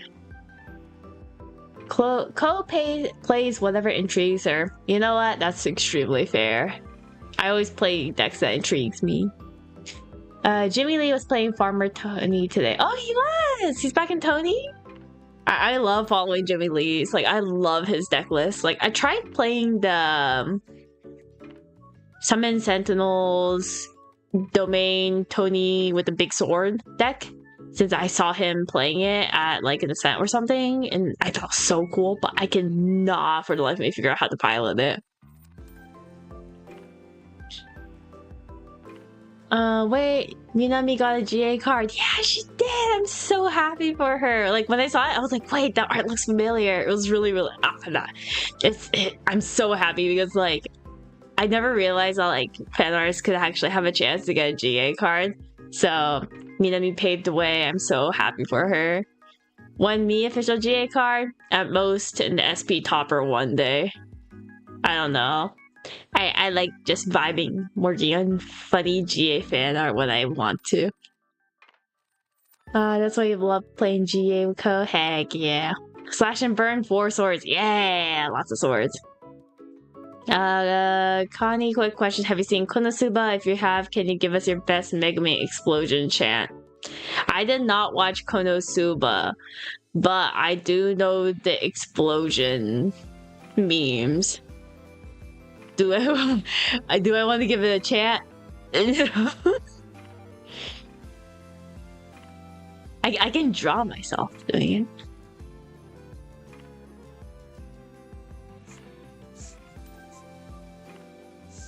Is that a blank canvas here?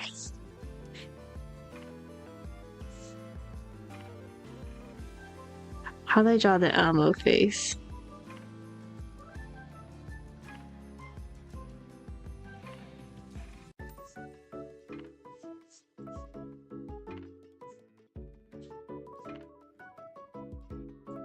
Wait, the eyes are on.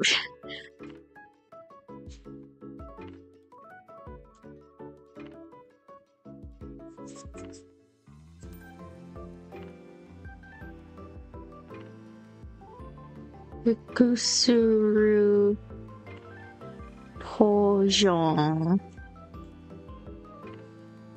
That's my explosion.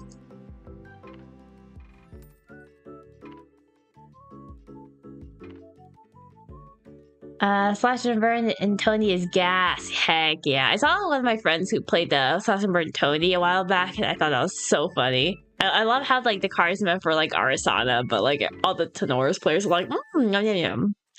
Imagine like Pantheon, there's that one boon where you can like, if you make a token that costs like 0, I think, then you can copy and like duplicate it. Imagine if you used like Slash and Burn for that. I think that's really funny.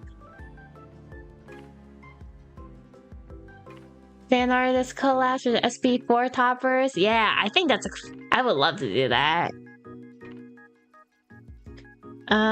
Funny fact, cloning regalia weapons with Excalibur reflected edge while you're on sword, Tony 3 can turn them into distorted oral steels that Cheshire can use. Is that really true? That's crazy. I never realized that's a possibility. Now that you mention it, it does make sense. It does make sense. Oh.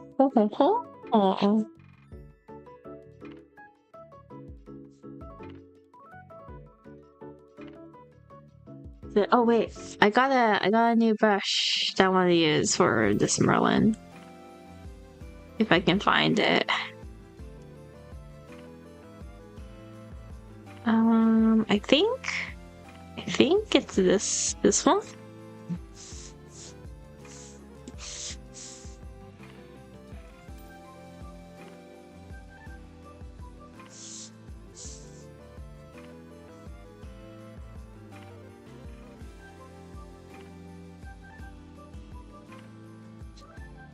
Let's see how this one. Oh yeah, do y'all want to see the before after? So this is after rendering. This is before rendering. So I do like the base sketch here, base flat colors, base shading, and then I just like draw on top of it. There you go.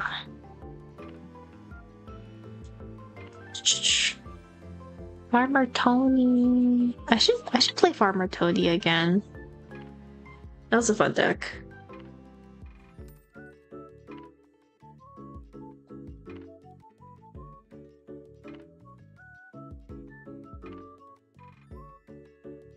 Merlin Memory Vassal has a thing here. That's kind of small.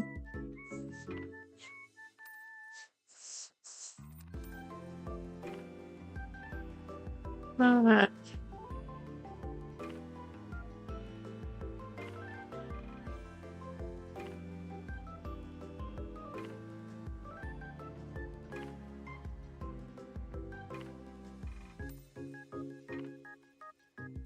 And then I can get a eraser.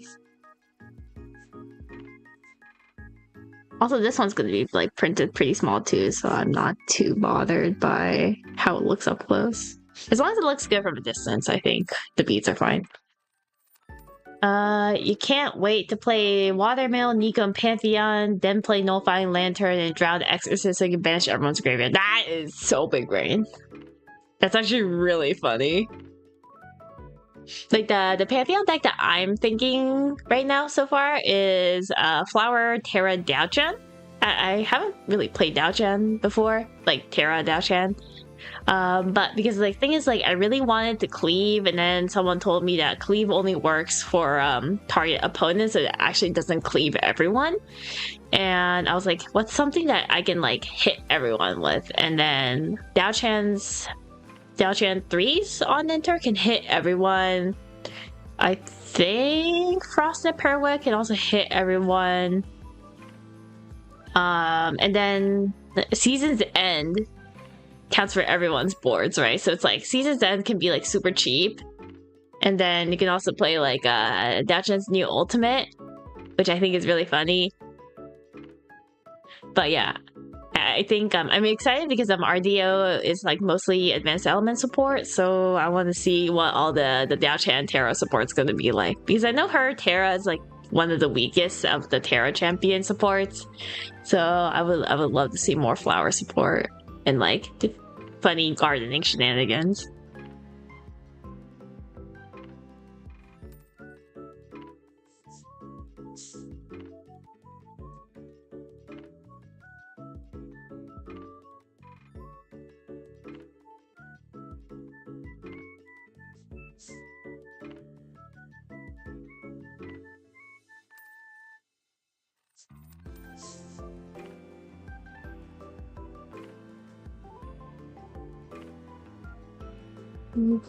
Second Gaussian blur. Look at that a little bit.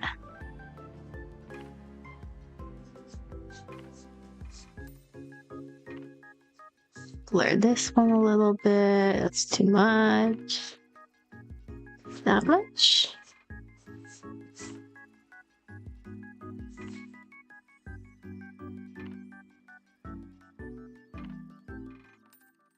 Yeah.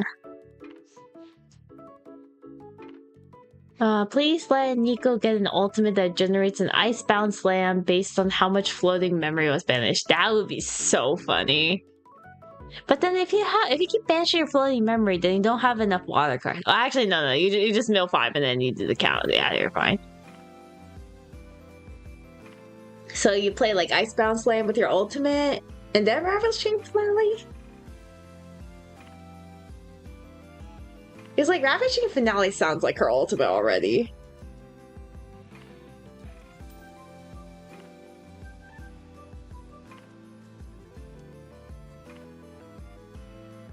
Because I think on the product sheet it said that there's only 18 sleeves for the RDO boxes, of which we know that they're the ultimate arts, and then there's more than 18 champions. I was talking about this in the NordCal GA server a while back. So like my thinking is that I don't think the Oblivious are gonna get ultimates. I think it's only champions that have advanced elements. And I think it will count Diana twice. There'll be the Umbra Diana and an Ash Diana. So if you count all the champions that have an advanced element enabled at one point, count Sylvie only once because she's only Terra, count Diana twice because Umbra, Astra, Merlin only once because she's just Crux. Then, and if you also include Mordred, then it actually leaves one extra slot, which I want to say is going to be for Alan, because I'm a ride or die Alan stan, so I need to believe. If you also include the Umbra Alice, this also checks out too. Surely Nico level 3 with Arcane. Nico Arcane Guardian would actually go really hard. Like, I think like an Arcane themed like outfit for her would go like, she would slay. You could do the Nullifying Lantern Exorcist play, and then response you play the ultimate. Who's Alice? Shoku. Alan. Believe in Alan. I believe in Alan. If everyone forgets Alan, I'll be the one to remember him. Alan, who knows? Say not you too.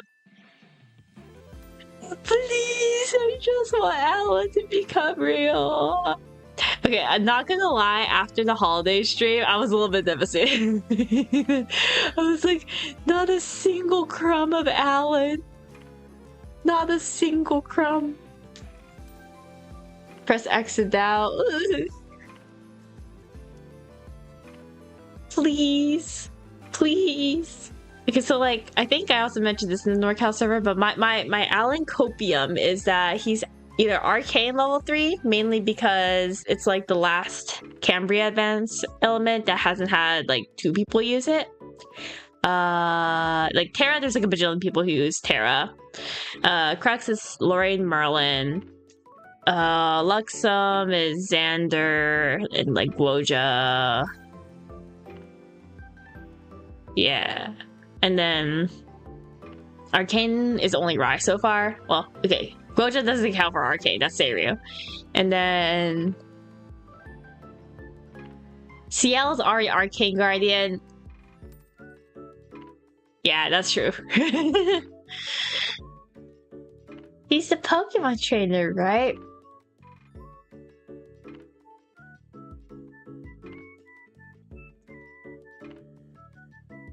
I think Alan being locked to the Harmony Melody combo just makes it undesirable because that's just the potion infusion issue all over again. Yeah, I think so too. Like, the thing about Alan is that, like, I think there's potential for him to be, like, Arcane because, like, you know how his level 2 is, like, you get +2 level for, like, the Animal Beast controlling thing?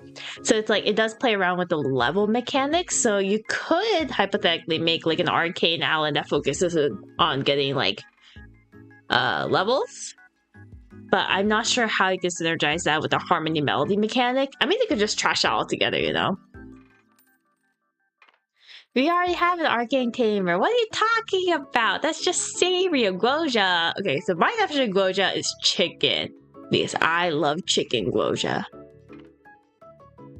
Arcane is always Rai support. It's always Rai support. Yeah, the other concept for me with Alan is that maybe in RDO, if he were to have a level 3 feature, it's not going to be of him in Cambria. It's going to be him in the home world, right? Maybe because we get to see the angels, right? That control all the advanced elements. And Exia and Neos are the 2 elements that also only have 1 champion using it so far. So we could see maybe like a side story of Alan getting like an advanced element in the home world, you know?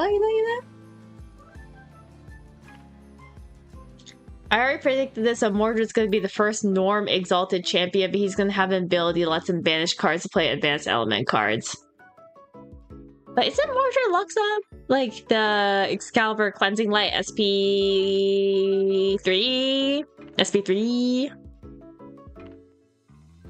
Like the card preview was like Heka Luxem coded. Fairy King, right? But Exalted Tekka Mordred does sound super interesting. If Mordred gets Excalibur banned, it would be so funny. I feel like if Mordred were to be a warrior, Luxem, I feel like Excalibur would not be banned day 1. I feel like they would let it slide for 1 season. Or until like one ascent, just to see what happens, and then we'll see. Because like the thing is, like when people saw Assassin Merlin being Crux, everyone was like, "Oh my gosh, Mercenary's Blade's gonna be insta banned," but like no one's playing Merlin right now. So I'm like, I'm like, if someone knows, like I'm genuinely curious, like why is no one playing Assassin Crux Merlin? Why is everyone playing Kingslayer instead? Is it just like simply like people haven't figured out the tech yet? Because I feel like Assassin Merlin should be really strong, but like no one really played in Manila, and I'm just like genuinely curious. I'm also genuinely curious if we will ever see an answer for how to make a decent Spectre Alice deck, because I really want her to work. We just don't know yet if the main champion's Luxem. I see.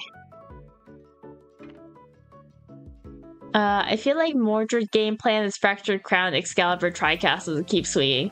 Yeah, yeah, Fractured Crown. Yeah, like I like the moment like when like I think it was like the day after the holiday stream. I was talking to my friends and I was like, wait, Fractured Crown can actually work so well with like Mordred if he's a Luxem, because he can just dump like a bunch of like allies, right? Because you're gonna play like Gildas, maybe Trisky if you want to be funny. Yeah, and like that's just like hecka hell. As someone who tested Assassin Merlin a lot in every element, her Sheen generation outside water is too slow and her level 3 doesn't do much. Interesting. Yeah, I definitely remember the level, the water Sheen Merlin definitely generated a lot, especially with that one card that like gets you Sheen counters when you level up. Yeah, I remember, was it the, I was playing against Ko on that Japanese stream, and she played the Water Merlin with the Spirit Blade Terminus. I thought it's really strong, but maybe that's not enough. To be fair, Ponytail Merlin requires so much state-based tracking. Yeah, if you're going the Hersheen route. Yeah, that's true, that's true. I know like someone at my locals was trying to play, was it the Golem focused one? I thought that was a really interesting build.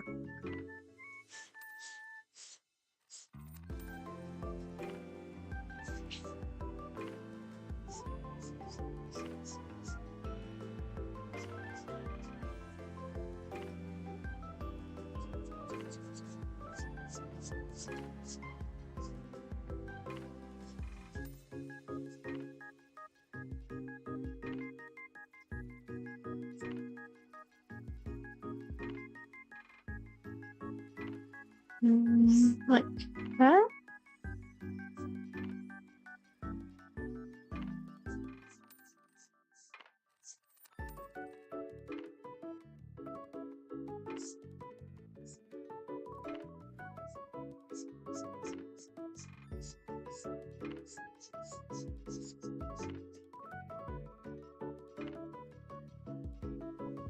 Terminus isn't a finisher, it's the means to ramp up your game plan, but Merlin Assassin usually doesn't win until turn 7. Oh, so it's not a finisher. Then what is the finisher for Merlin? Is it the... I know there's like a fire card that's kind of like just explode, use up all your sheet encounters one. But what's the finisher for water? Because I know like Labyrinth is like a really strong card, but it's not necessarily a finisher either, that's just defense.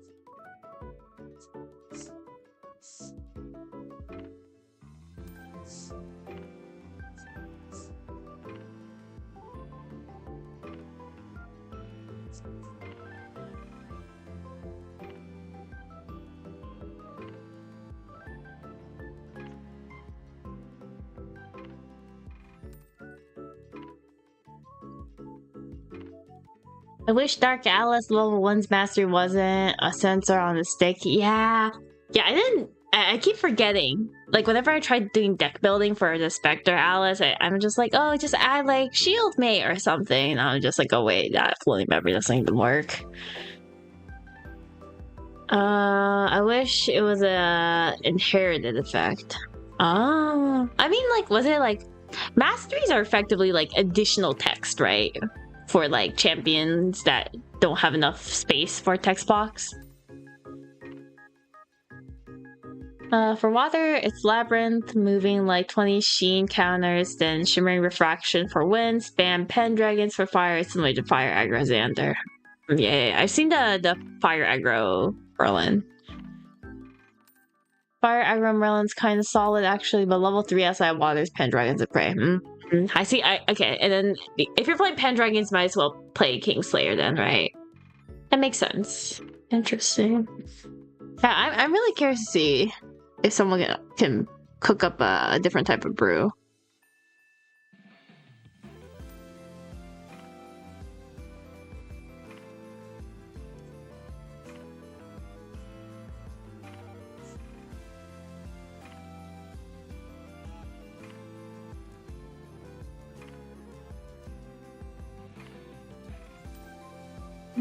Did I just use the same crystal?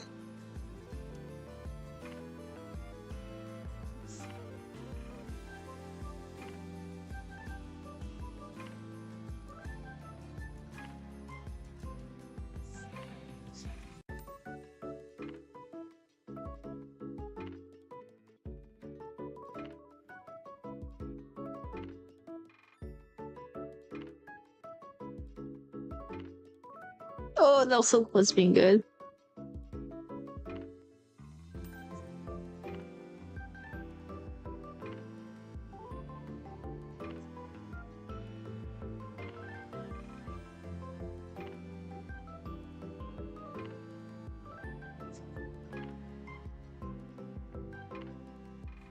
Ugh.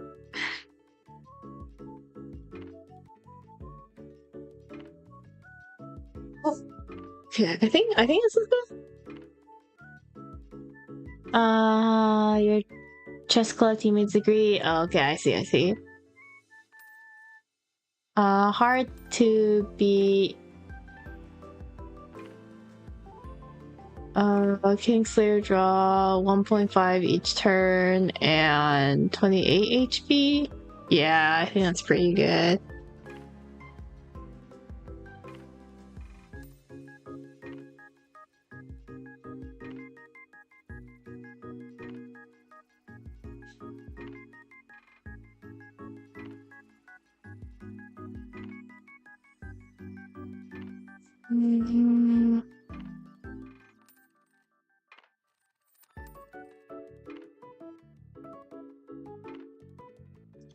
Medium map?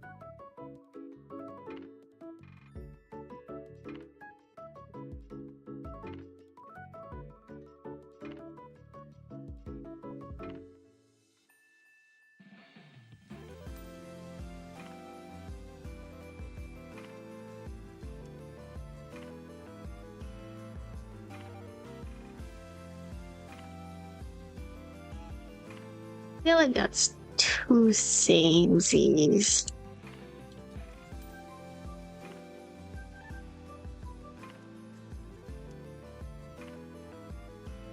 Methinks that's a bot account, by the way. Maybe I should just delete it.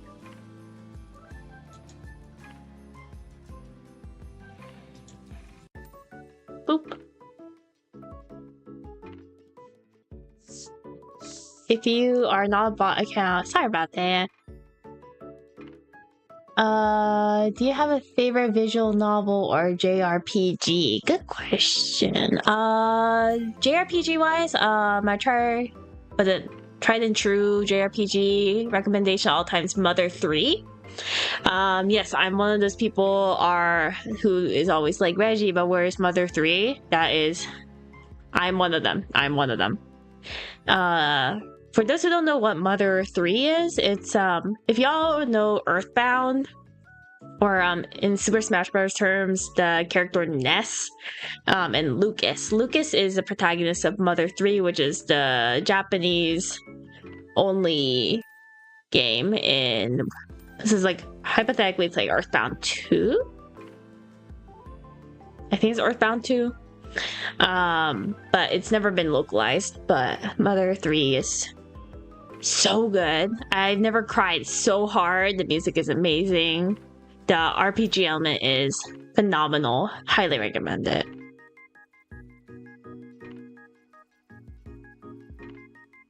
What other visual novel? I don't really...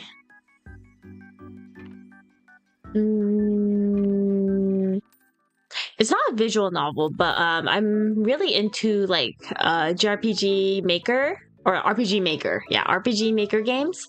There's like RPG Maker horror games, so like Ib, what's it, Witch's House, Ao Oni. That genre I really like as well.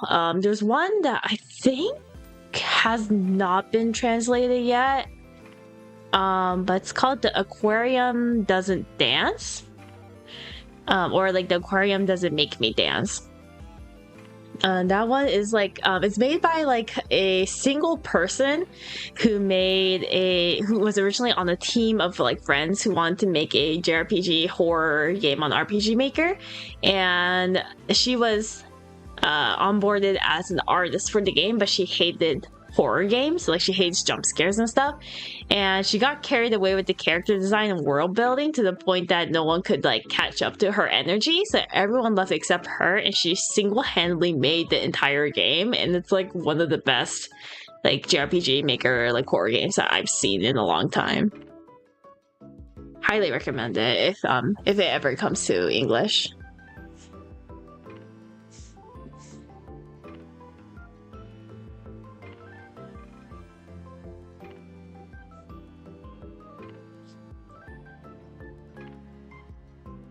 Corpse Party, yeah, like that genre. To the Moon's another one. Yume Nikki's another one, that genre. What else is there? I guess like more mainstream wise, like Undertale and Off are also under that category too.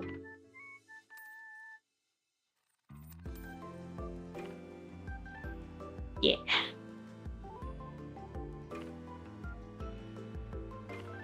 Yeah, I'm not quite sure how much to really.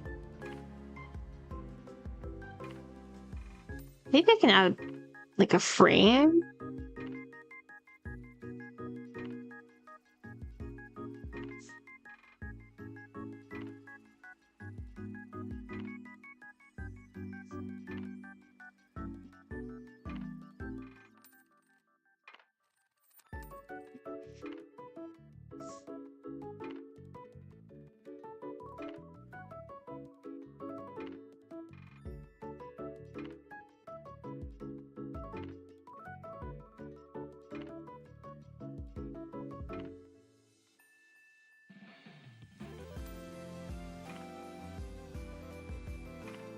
And then I can like, whoa, not there. This one.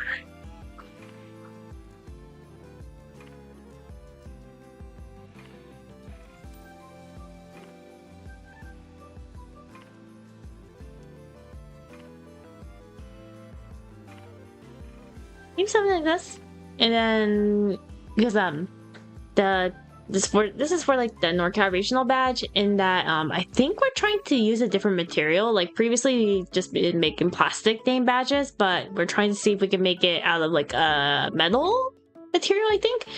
So that's why I'm not too sure what to do for the background, but that's a question I'd ask my like organizer for. I get the feeling that you would be interested in PSP and DS modding. I already do that. Yeah, I already modded all of my 3DSs with like the Game Gone 9 or whatever. And then I also own a emulator. Is it the Odin? Like way back like when it was the Kickstarter era. So yeah, I've been playing emulators. It's really, really fun to do that.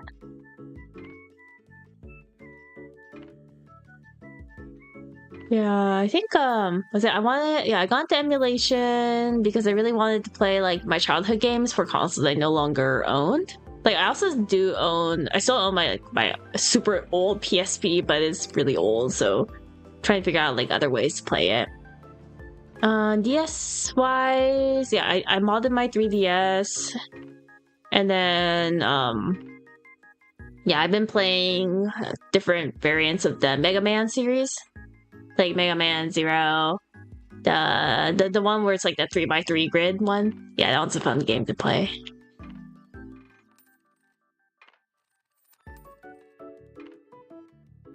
Yeah.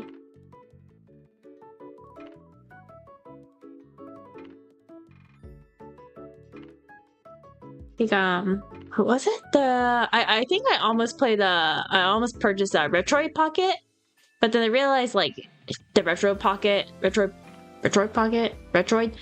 the specs on that were lower than the AYN Odin that I own, so I was like, why get that when I already have one that works better?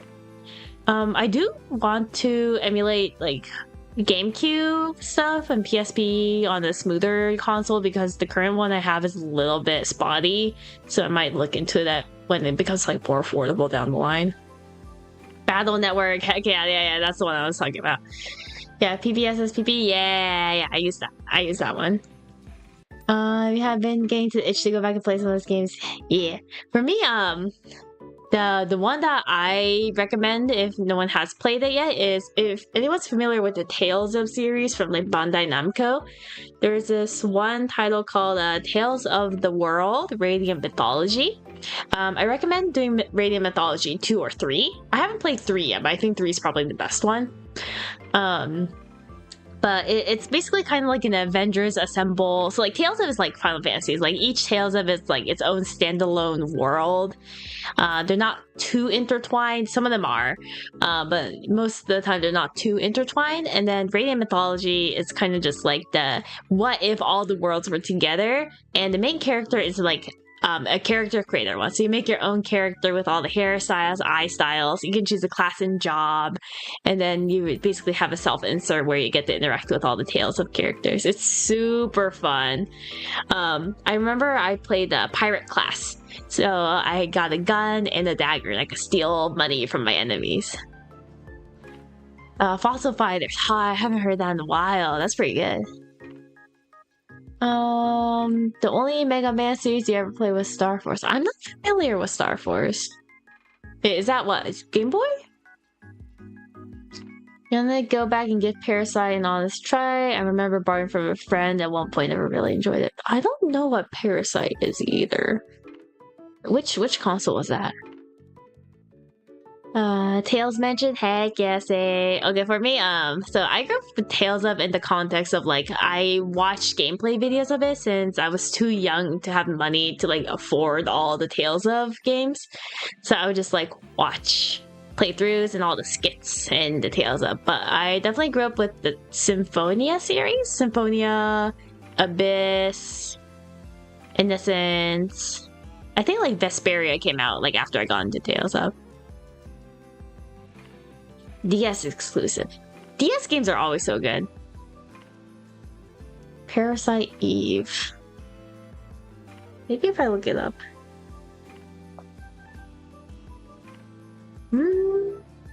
I've never seen the Parasite before. Looks cool.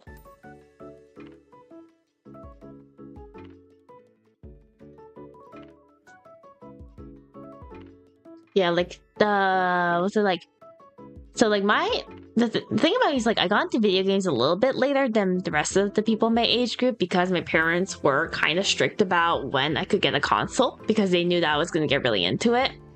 So, like, I think I should have been in the Game Boy generation, but then the first console that was given to me was a Nintendo DS Lite. And I didn't get it until, like, way late elementary school because my parents were like, if you get a console, you're never going to let it go. It's getting a bundled release in 2026. Ooh. I also want to play Trails of Heroes. Oh, lots of games. At this point, there are too many Trails games to get into, maybe when I retire. But say, you're still so young. It's gonna be ages.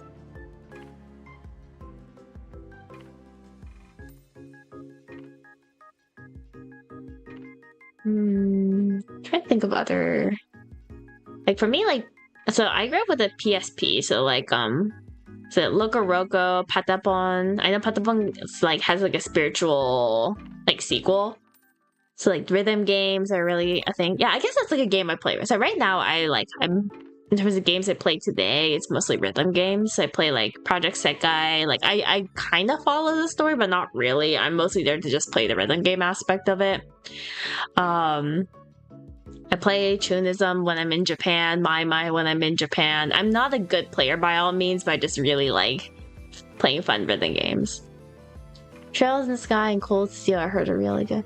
Yeah, I've never heard of either of them. I'm not sure what they're for.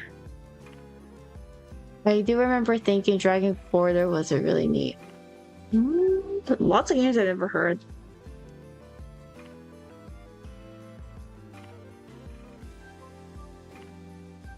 PS2. The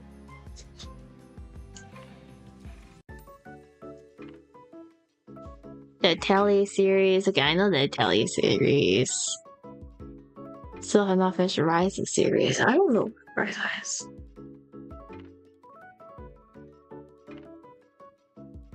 Oh, the Rise of the Atelier series. Yeah.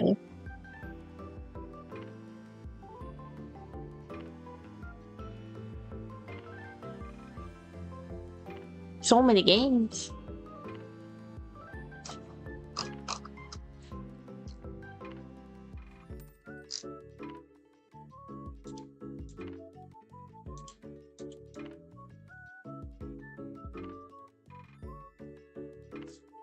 Maybe I can do.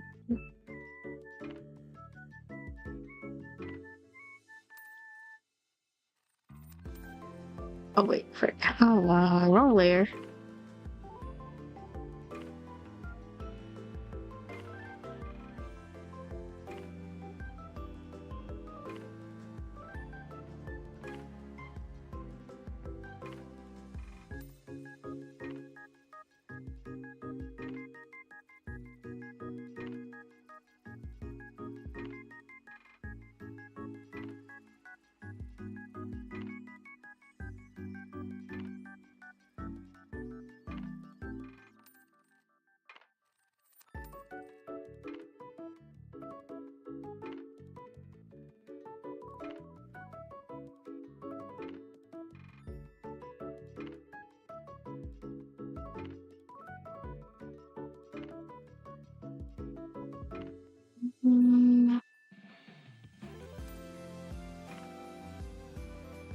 I'm just playing around with the layer properties. So I kind of want to make it like a shatter glass effect.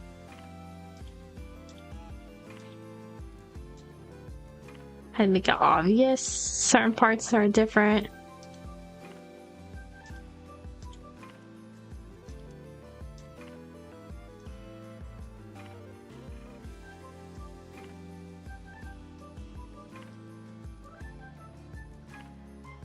I like this.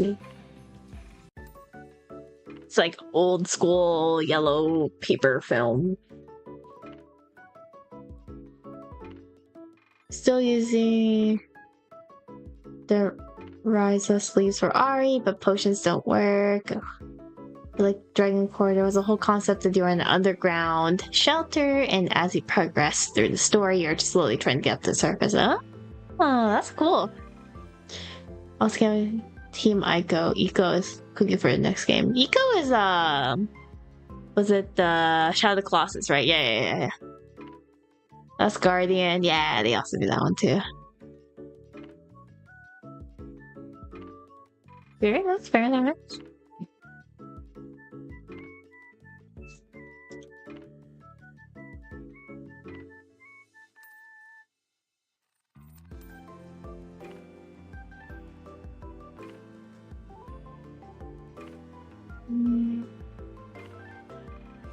Maybe.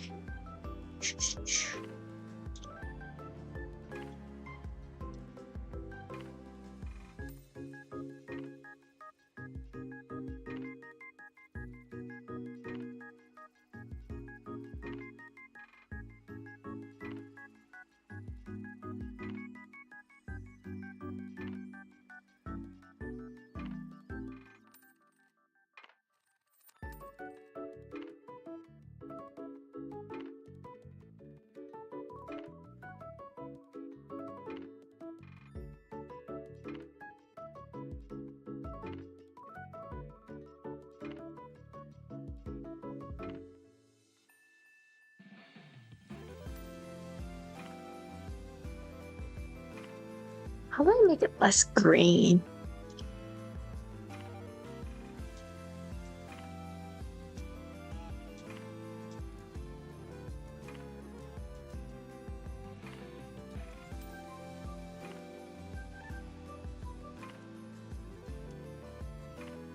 Maybe I do want to make it green.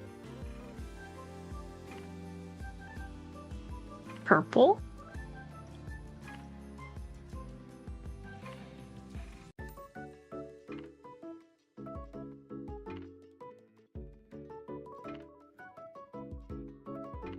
It's almost 2 a.m. Oh my gosh, thank you so much for staying up so late. I really appreciate it. Yeah, it was nice chatting with you, King Okaze. Thank you so much for hanging out.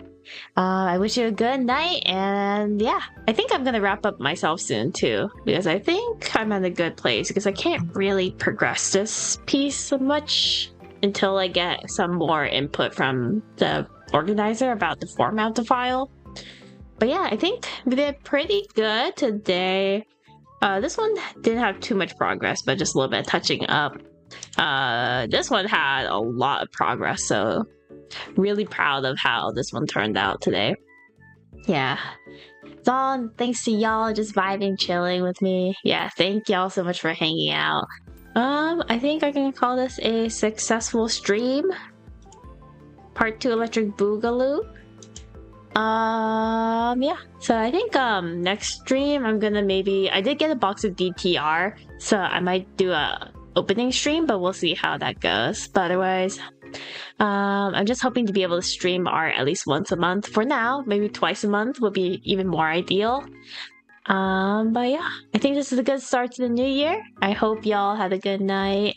Thank you to everyone who stopped by today. King Okaze, Say, I know, Shoku, Excalibur. Who else? Zero, thank you for coming. Just want to make sure I hit everyone. If I miss you, sorry. Oh yeah, I know Kane dropped by, Mitch came by, Bird came by. I think that's most of the people. Yeah, but yeah, thank you all so much for coming today. Really, really appreciate y'all just be able to chill. Yeah, and I'll see y'all in the next one. Alright, good night, good morning, probably good night for most of us, and I'll see you later.